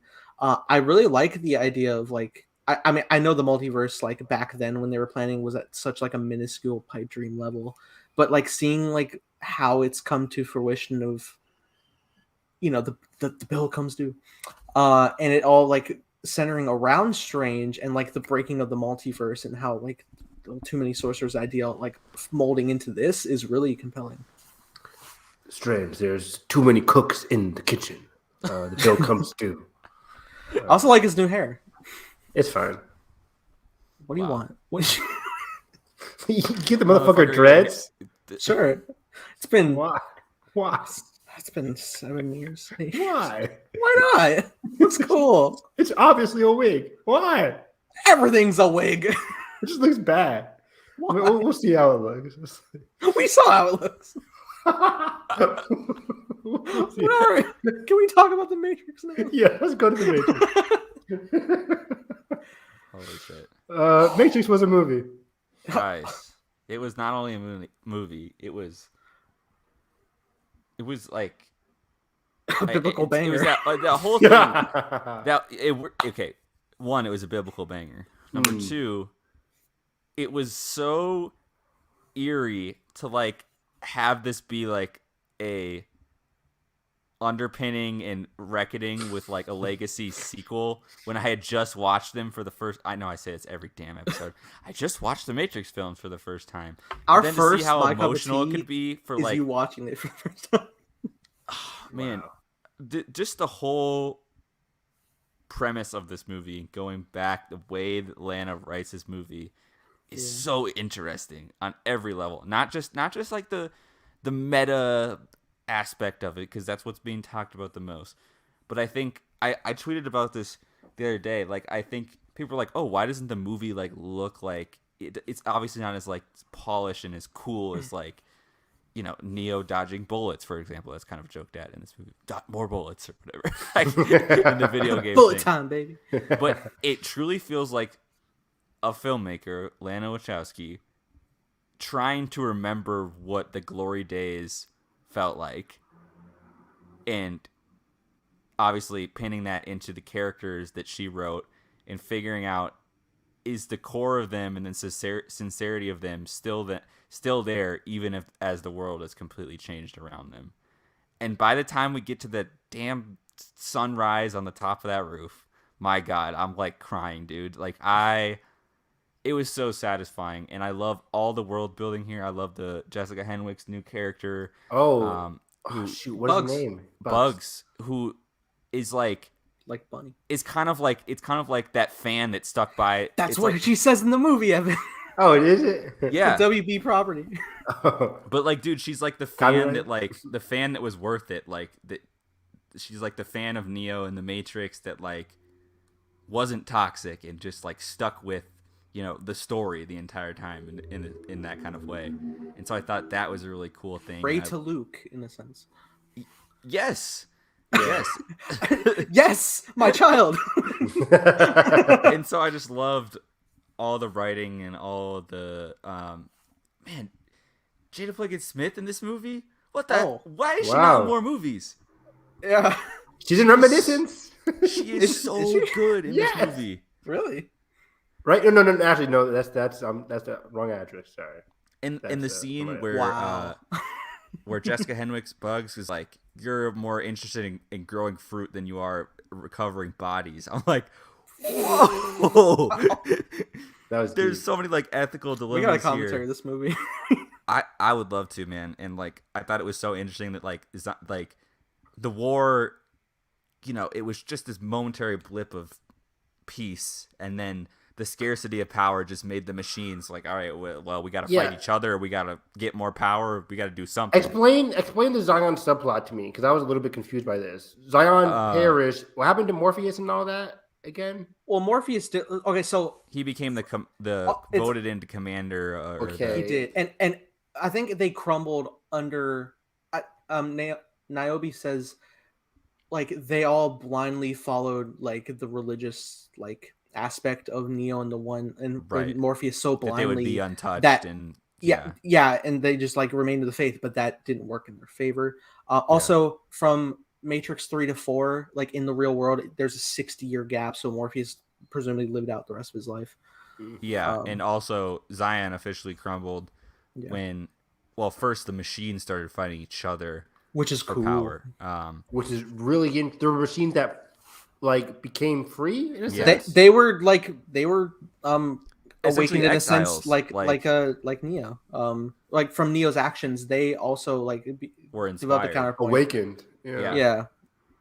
Which Broken was away so like Smith, fascinating kinda. to see Which is the very tech fascinating. that was like implemented. I love seeing like the upgrades to the Matrix. If we could just, we don't have to just drop into the telephone booth. Phone booth, yeah. We got like projections of our guy inside the Yeah, the Matrix architect and- like falling on. That was cool. Mhm. And then also in the real world, like programs can now exist in the real world through like this Yes. material, which is really fascinating. That was fascinating. But I want to dive into the Morpheus thing real quick. So Sure. Morpheus was he wrong in a sense in following Neo? Because then we see the character of Bugs, where she has such full faith in Trinity and Neo, and she's like right. She's proven right in this movie. So not exactly because there's still true. You know what? It's the whole like thing really was like, while it does pay off like a lot of times to believe in Neo, like what made Neo succeed was that he also didn't believe that he was the one. Yes. He wasn't following the prophecy. He was following himself in a way. Yeah, and his love kept him going in that aspect. But to the end, Morpheus was always a full believer of Neo, like no matter what. Yeah. It wasn't necessarily the believing aspect. It was that we got to the underpinning and realize that there's kind of the world is changing you from both directions. You can't just be completely ignorant and make your fruit and be completely ignorant to the world above you. And you can't just be a religious zealot who believes that everything will just land on your lap and that everything will be okay. Mm-hmm. It requires some thinking and banding together and love to figure out how to navigate the world and move on. Even as depressing as this movie gets, with the new version of the Matrix that essentially creates more suffering, and that creates more believability for people to stay because they believe that suffering is just their life, which is just horrifying. But I was like, damn, that's like a crazy way to go about the movie. It's so funny to think of like people like back in '99 seeing the Matrix and being like, is it a simulation of this world? And then like, we age with it and we're like, it's a great story, but also like it's encapsulates a product of its own time because of like the era it builds of the 90s. But then when you watch this new Matrix and you see like everybody on their phones and stuff, I'm like, fuck, am I in the simulation? Dude, yeah. And it like, I love how it rides that line of like still pondering all the questions that the first trilogy raised, but also like being self-aware of like the Matrix itself and like it being a narrative telling itself in a way. And so I thought they were really aware of how that went down. With waking Neo up this new time, Yeah, I was really compelled about like the way the architect has gone about suppressing any coming of Neo, because when we watched the Reloaded, it was like the 7th time this version has happened where Neo has awakened and come to this point. So every time, and I mean, I found it a completely crazy twist to find out that it wasn't just like another like rebooting of like Neo coming out of the prophecy. They rebuilt them on purpose. Yeah, because which is fascinating. They were integral to making the Matrix work, and like it wasn't enough to just not have them or have them override the Matrix and win. They had to be close enough to each other where they didn't take the risk, but they were still there. And it was so tragic with the whole coffee shop. There was like a mix of it. It was like they did that to maintain the complacency of them, and I think the reason that they rebuilt them was like so they wouldn't have like an unpredicted 8th coming. And they gave off so much energy, as they were saying, right? Like they gave off so much. Like they're so valuable. And it was crazy just to like the way they were building up together, which is so frightening. It makes me think of Evan when they were rebuilding Coulson and Agents of S.H.I.E.L.D. and he just wanted to die. It's like, oh my god. But and like here, like so many points, like it just wasn't clicking until they saw each other. but it was too much for them when they connected, so they just had to be far away, but just enough. And they're still locked away in their own dome as well. Yeah, exactly. And they're still farming on tons of people, right? Or for me, like I was confused because it said we wanted to keep Neo and Trinity because they gave off like tons of like energy for like the robots. Well, because their suffering was probably the utmost with. Because he makes the point that like humans give off way more power when they are suffering. So if you have these two that love each other, the loss of Trinity can't get there, and they're just stuck in like these lives. That gives us so much power. Yeah, and especially because like Neo makes that sacrifice, but he also dies and never he doesn't have the reassurance that it even worked, right? We're not granted really that reflection of like Neo after the battle. You know what I mean? There's always that hope. Yeah. So, the trilogy like ends pretty like the following morning. It was like, all right, Smith is purged. The machines are retreating from Zion. Cool, right? Cool, yeah. Maybe. But then like in this new one again, like I want to talk more about like what the architect has like done, because he's done quite a few things. Like he's completely purged the Oracle from the Matrix. I really like this and like the thought process of developing technology like from the 90s to now, and just seeing like how fast our computers have gone, imagining like in even like more future times of creating something like the Matrix, evolving it to be such fast processing that they can create their own bullet time that Neo can't traverse well enough. Right. And here's what I love. This all ties back to, I think it ties back to like how Lana wrote these, is she's saying to herself, am I good enough to still write this story? Can I win? Can I win against all of the ups and downs of life? And specifically like that, like, do you remember that quote I shared with you guys like way back before the movie? I was like, oh, this was like super cool. Like Lana's like, yeah, I like lost all these people. Yeah. I realized that I still had these characters. But then I think it's so smart that she just didn't write it like, oh, Neo and Trinity are back. It's like, no, are they back? Is it the same? Yeah. And it really boils down to, it's different, but that sincerity will always be there, and that core will be there for me, even if the world around me has changed. And I thought that was so beautiful as a theme for the whole movie. It's incredibly beautiful, and it goes into the ending of the movie where she keeps the core of the Matrix that we've been saying throughout the three movies. Like the core is about love acceptance, and the ending shocked me, but in a beautiful way that ended up making a lot of sense in Trinity gaining the powers of the One. Like it was so interesting because I'm like, wait, Neo's the One, but then like Trinity gains that power as well, which was so surprising, but it makes sense. It clicks because like even going back as far as to the first movie, when at the very end of the first movie, he ends up dying from Mr. Smith. He dies in the Matrix, but what saves him is Trinity, like literally giving him like that kiss from the outside world, and that transcends the Matrix. It transcends the world, and that brings him back to life. Like she was always that core concept. And it goes back to what I was just saying too, is like you don't have to do it alone. Like there can be that helping hand for you, and it's quite literally, over the head of her reaching down and grabbing his hand and bringing it full circle for the whole story.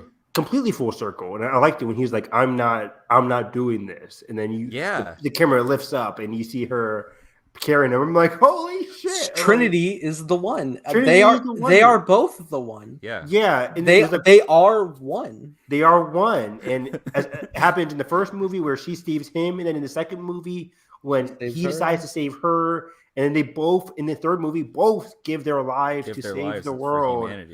For humanity. Like they are both the one. They're both in this movie. There's even a quote where it's like, they're not as strong apart as they are together. Something like that. I'm like, this is such Last Jedi vibes. That whole thing too. The Last Jedi of the Matrix. Lana asking to herself, am I as strong by myself or with the stories that I tell? And I was like, damn, it's just so good. I was like, the screenplay is insane. God, I adore this movie so much, man. Like, as soon as I finished it, I was like, all right, It's my number one of the year. I was so happy. That's crazy for me. Yeah, I was so happy, Nathan. I was like, he put this bitch over Spider-Man. I did not see that coming. I thought that was impossible. You're talking to the man who saw it 10 times. 10 times. I saw it 10 times. It's my favorite character, and I was like, I don't know. And even I was like worried because there's been so many times where I've been a part of groups where everyone's hyping up like, oh, here we go. Oh, yeah. Love Nomadland. But seriously, going into things, I'm sorry. But seriously though, going into things, I'm always worried of just like everyone's just like really love, because I was really late to the Matrix. Yeah. And so I was watching, and I was like, I really hope I dig this. And I'm watching that, and like the whole time, I'm like, I really am digging it. I fucking cheered at a couple points, and then by the end, because the core message is fucking love, which is my favorite thing ever. I was like, yes. Number one. It just resonates so hard. Can we just say that like it is pretty much a miracle that I think this movie exists the way it does, and it was released the way it is. Yeah. And props to like apparently. Well, of course, we get the whole Warner Brothers joke in this, which apparently this actually happened, that they were gonna make another Matrix movie, and regardless Lana of volunteered to direct because she's like, no, like Yeah. if you're gonna make it, I'm I don't know if I can still make it, but I'm gonna try because I don't want anybody touching it in the way. Which is funny when I heard that, because like a few days before, I was watching this Stephen Colbert interview with Keanu about when he got the call that they were making Matrix 4. Like Lana called him, and she was like, "Yeah, so we're gonna make another Matrix." And Keanu was like, "Wait, what? Wait, what? But we're dead." He said that.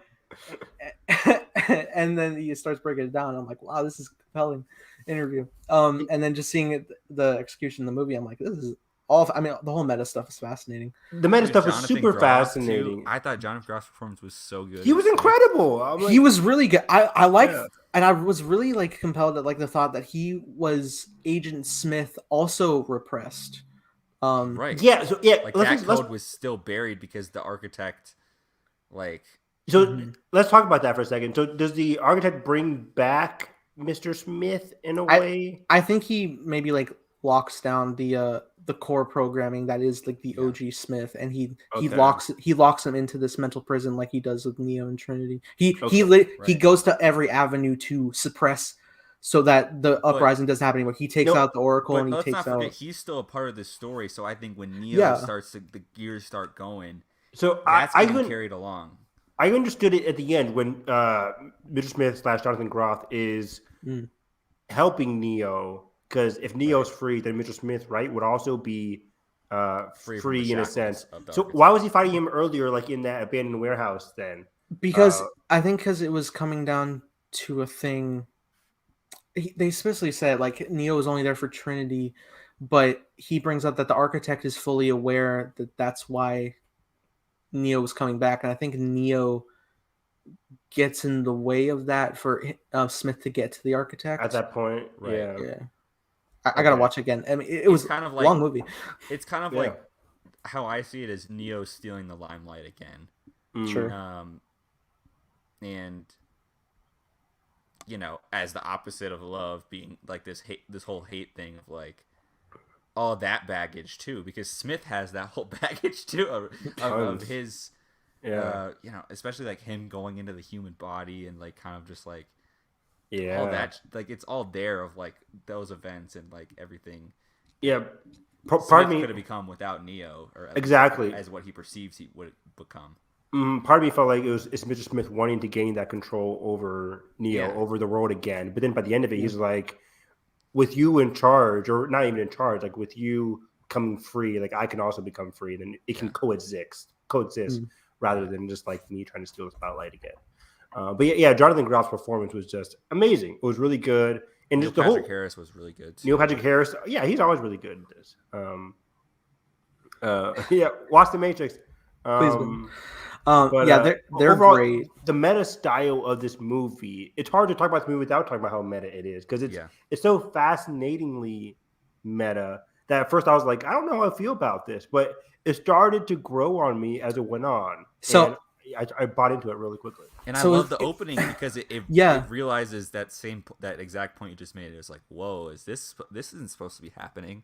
Like it literally asks us to like get on board. We're Neo, we're like, wait, what? So this was the interesting thing because like I went into this with the theory that Neo experienced the Matrix through like in the movie it's like he designed it as a game. My theory going in is that it was literally like movies he performed. So when the film started, I was like, if they like pan out and it turns out like our like real like crew that we're following crashed a film set, that would be kind of wild. And like that's why the story's different, because it was like script writing changes. But then it got like really compelling because one of the agents, which was a mix of it's Morpheus' design functioning as Smith in that story, gets awoken by bugs, which is really cool. And I just view it like the actor, he's playing a younger version of Morpheus. Yeah. He's also really good in this for his. Oh, he's really good. His relationship with Bugs was so endearing in the beginning of the movie. I'm like, I love these two so much. Just like they're both like helping each other awaken and stuff. It was also a cool blend that it looked like he had like the Keymaster power transversing the doors. Because that room that they escaped to, the whole production design of that room is just keys hanging everywhere. Yeah. It was like a key shop, and then. I love the tension at first when they don't really know like what, like, why are you here, like I don't understand, and then like they get on the same page and then they have to run, and it was just like crazy to like, it was trippy. The upside down door flip from the trailer. Amazing. They go to the wrong door, or they go out and it's like blocked, and then they have to like go back through.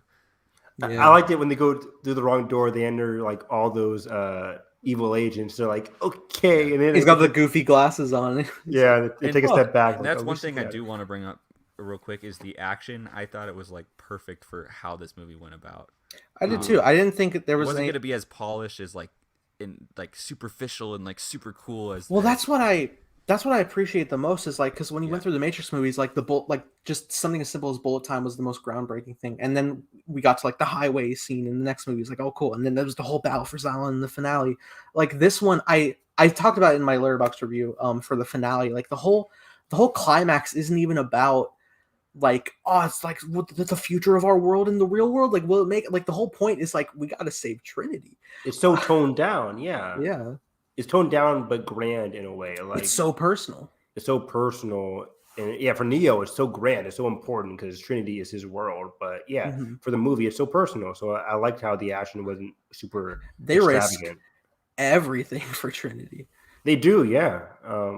In just that payoff, it's they're risking everything just for Trinity to say yes or no, and it's so beautiful. It's just it's so compelling, like the whole like execution of that heist is because like we have machines on our side, even though some get like exiled, and then we have like Morpheus the program like breaking in to help divide Trinity from her pod while she hasn't made her decision yet, which she needs to, and then we got to mind meld Bugs with her to like maintain her.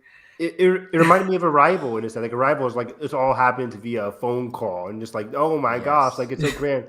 And then in this movie, it's like the whole finale hinges on Trinity just and accepting. How cool is it? And so we get like this ocean style, like, okay, here's the plan, and then we get like the introduction to it, and then we cut over to the coffee shop, right, of Neo having to go in and approach the architect, which was just so dark because you see all the people just lined up. I was like, man. And then the architect's hubris just being like so full of himself that he's like, all right, sure, play your little game, dude. And then at the end too, and Trinity just like beats the living shit out of him. He's like, that's for using kids. Ripped his jaw off, man. That was disgusting. Yeah, but that's in the moment. So in that climax moment when the husband and the kids walk in, that's like tragic too, because like. They're like, Mom, what are you doing? Like, what is this? And Trinity lived through that life, like literally, man. So she has to put like a lot of. She has like that new set of baggage and memories to like grapple with. It was to like break through. But you know, she always felt that underlying thing, seeing Tom's game, and their coffee shop interactions have been like so compelling, and God, it's so fucking tragic for Neo because the whole like aspect of like when he does like have those like actual like awakenings, they just like pin him in this world negatively as a crazy person who needs to be on medication. Yeah. Man, it's so good. Also, in regards to her Matrix husband, that was Chad Stahelski. Who is not only like the current John Wick director, he was Keanu's stunt double in the trilogy. Interesting. Which is just an extra level of meta to an insane degree. And he's directing a movie based off of a video game in Ghost of Tsushima. We missed one point. We missed the French guys back. The exiles. I need some clarification. That guy with the crazy. Yeah, it was his suit. It was his suit that was all ripped up and but they called him exiles, and I was like, what does that mean? I guess they kicked because he was he was an architect, was he? He had power. He had a lot of power, so I guess he was the one controlling like the altered programs. Yeah, he could create altered programs, which I think is what they were fighting. Him out? I think so. Like it was fall from grace. When they showed up, though, I'm like, did the architects? Did Smith like bring them to like taunt Neo? I think is what I got from it. Because it shows up when they show up when Smith shows up. Well, I'm pretty sure they're already programs to begin with, so I think they just kind of like carried over into the new form, and they were just again like a fall from grace type deal. Yeah, that's what I got from it too. But it was interesting. It's like it was like literally a stranded program. I imagine them just being like a jailed program, kind of. And just like... Also, like real quick, some stuff with Jonathan Groff as playing Hugo Weaving's Agent Smith was very compelling. Awesome. It's so, and just the fact that like when he has like that wake up moment in the building and he's instantly gunning for Neo because of what happened last, but then he evaluates stuff and he's just like, I didn't think I could get more perfect. And he's doing some inflections here and there, and I'm like, God damn it. That's and part of me after this movie is like, man, I wish, like, I'd love the new Morpheus, but part of me wish I had Lawrence back. Sure. But part of me is also glad that I was denied that, because I think it serves the story in such an interesting way that it wasn't just all the chess pieces didn't slide onto the board and we didn't have Hugo Weaving and Lawrence Fishburne and we didn't have everybody there to just kind of do the same thing. It was like, we don't know if we can get there yet, so we got to tell this story and make sure that this is still valid. Like, we don't need all the legacy characters. Yeah, and I like I feel like they had like a natural explanation, like a way, like Morpheus just like of the real world, just he lived his life, and Smith being like restructured as a program into a new light, stuff like as Neo's boss, no less. Like, holy shit. Like really keeping everything close together, and just under that lock and key of the Matrix. Also, the boardroom meeting of like, I think just perfectly encapsulates the discourse. What's wrong with fan service, because they're like pitching like, what made the Matrix so great? Bullet time, baby. It's like all about the bullet time. And it's funny because at first it's like all this like heady like intellectual stuff, and then they're like, no. It's about society. It's a trans allegory. Which then like it's super relevant because all the criticism, like, there's no like bullet time and there's actions crazy. Yeah, of course. Like all the this is what happened in the movie. They're talking about these reactions. But then there is bullet time, but it's used against us. I remember the first week the movie came out, it was like Ben Shapiro's tweet of like, I'm sorry to say the new Matrix is horrible. I'm like, you are exactly the butt of the joke. You're just helping, honestly. You're the butt of the joke. Which goes with like how miraculous this blockbuster is. Man. And it's not making that much money, but I think it's being streamed a lot. It's one of those instances again where I'm watching and I'm like, would I love to see more? Absolutely. But honestly, where it leaves off, I can't see where they go from here. Content. I don't need more of the story. I mean, it's like the ending of the last film where it's just like there's once again hope, except again they're alive now and they're going to remake the world. But that being said, I remember I was watching the Animatrix for the first time before this movie came out.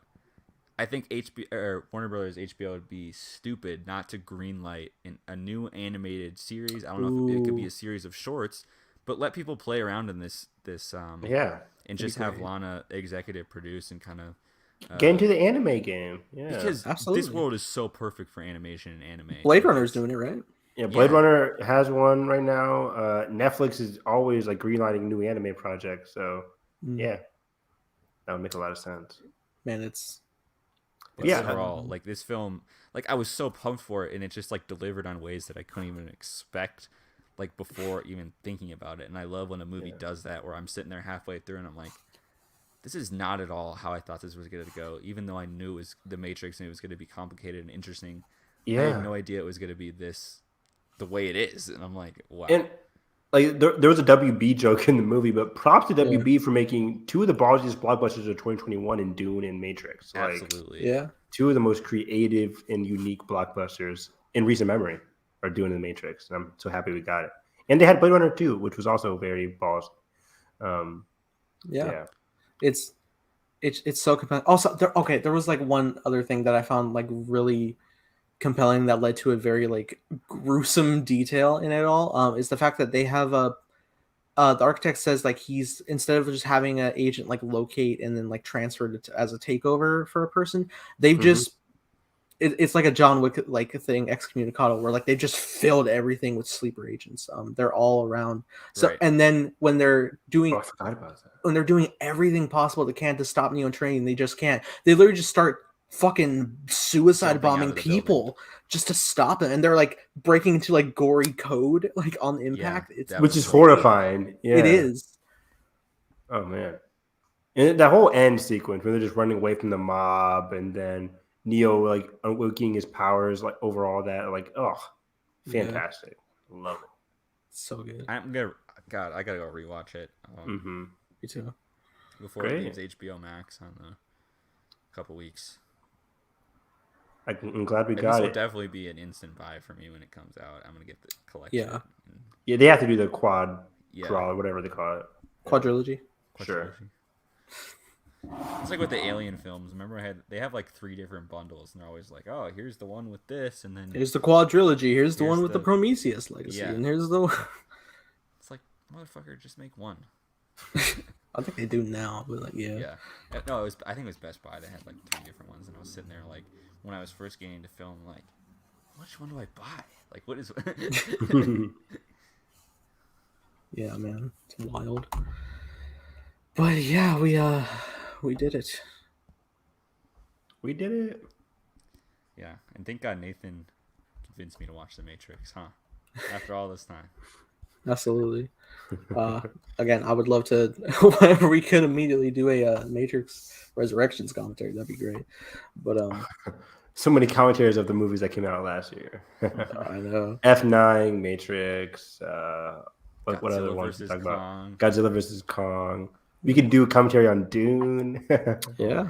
Oh man, a lot of stuff. But yeah, you guys can find me on Twitter at HarrisEV9.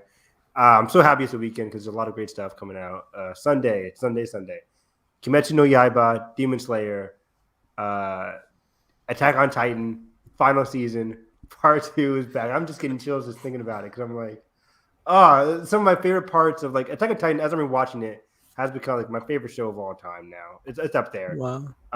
And you just say that about Avatar? I did. And then they're both so good. And then just what we're going to be seeing this season, I'm just getting tears and chills thinking about it. I'm scared. Be scared. And then Euphoria also at 9:00 also EST. Scared. Not worried about also scared. I can't wait. There's a lot of great content coming up that I'm excited about. So yeah, you can find me on Twitter talking about all that stuff this weekend.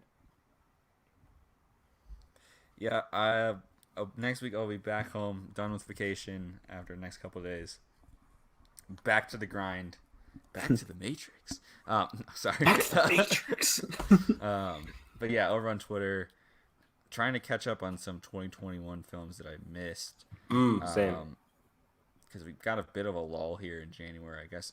I mean, I want to see Scream, but I haven't seen Scream, so I don't feel valid to go watch the new Scream. Yeah. I saw the first one. So yeah, just tweeting about that stuff, and then trying to catch up for Attack on Titan, and starting Euphoria again on Sunday. I can't believe it's been 2 years since season 1 came out. That's insane. Thanks. I am the Matrix Carson in this scenario. Starting Euphoria last week, being like, new season, yeah. Also, Barry comes out this year, so you guys can watch Barry. Is it Have you season watched? 3? Have you watched it already, Carson? No, it's been on Yeah. my watch. I've Carson been and meaning to Nathan watch are that. watching I love Bill Hader. You would love it, Nathan, until you, Carson, of course. But Nathan, I don't know. Nathan's like, I'm going to watch it just to spite all right now. Pulls up the pilot mid podcast. Whoa, he killed a guy. I don't know. Live tweet it for Evan just to make. Pretty sure he is like a hired gun. He's but, it, man. Yeah. but also the arts or something. That's a gist. Yeah. I'm done. But yeah, this was a great show. Oh yeah, me. Where can they find you? Here, there, just about everywhere in the description mostly. You follow me at _ Nathan Rojas. Again, gonna be a drawing. I'm always drawing. It's always drawing. Forever. Made music once. You find that. It's all this random stuff. But yeah, mostly I'm going to work tomorrow, so it's not great. But yeah, if you guys enjoyed our podcast, make sure you hit the like button, subscribe if you're not already. And that being said, hope you have a great day. Catch you guys next time.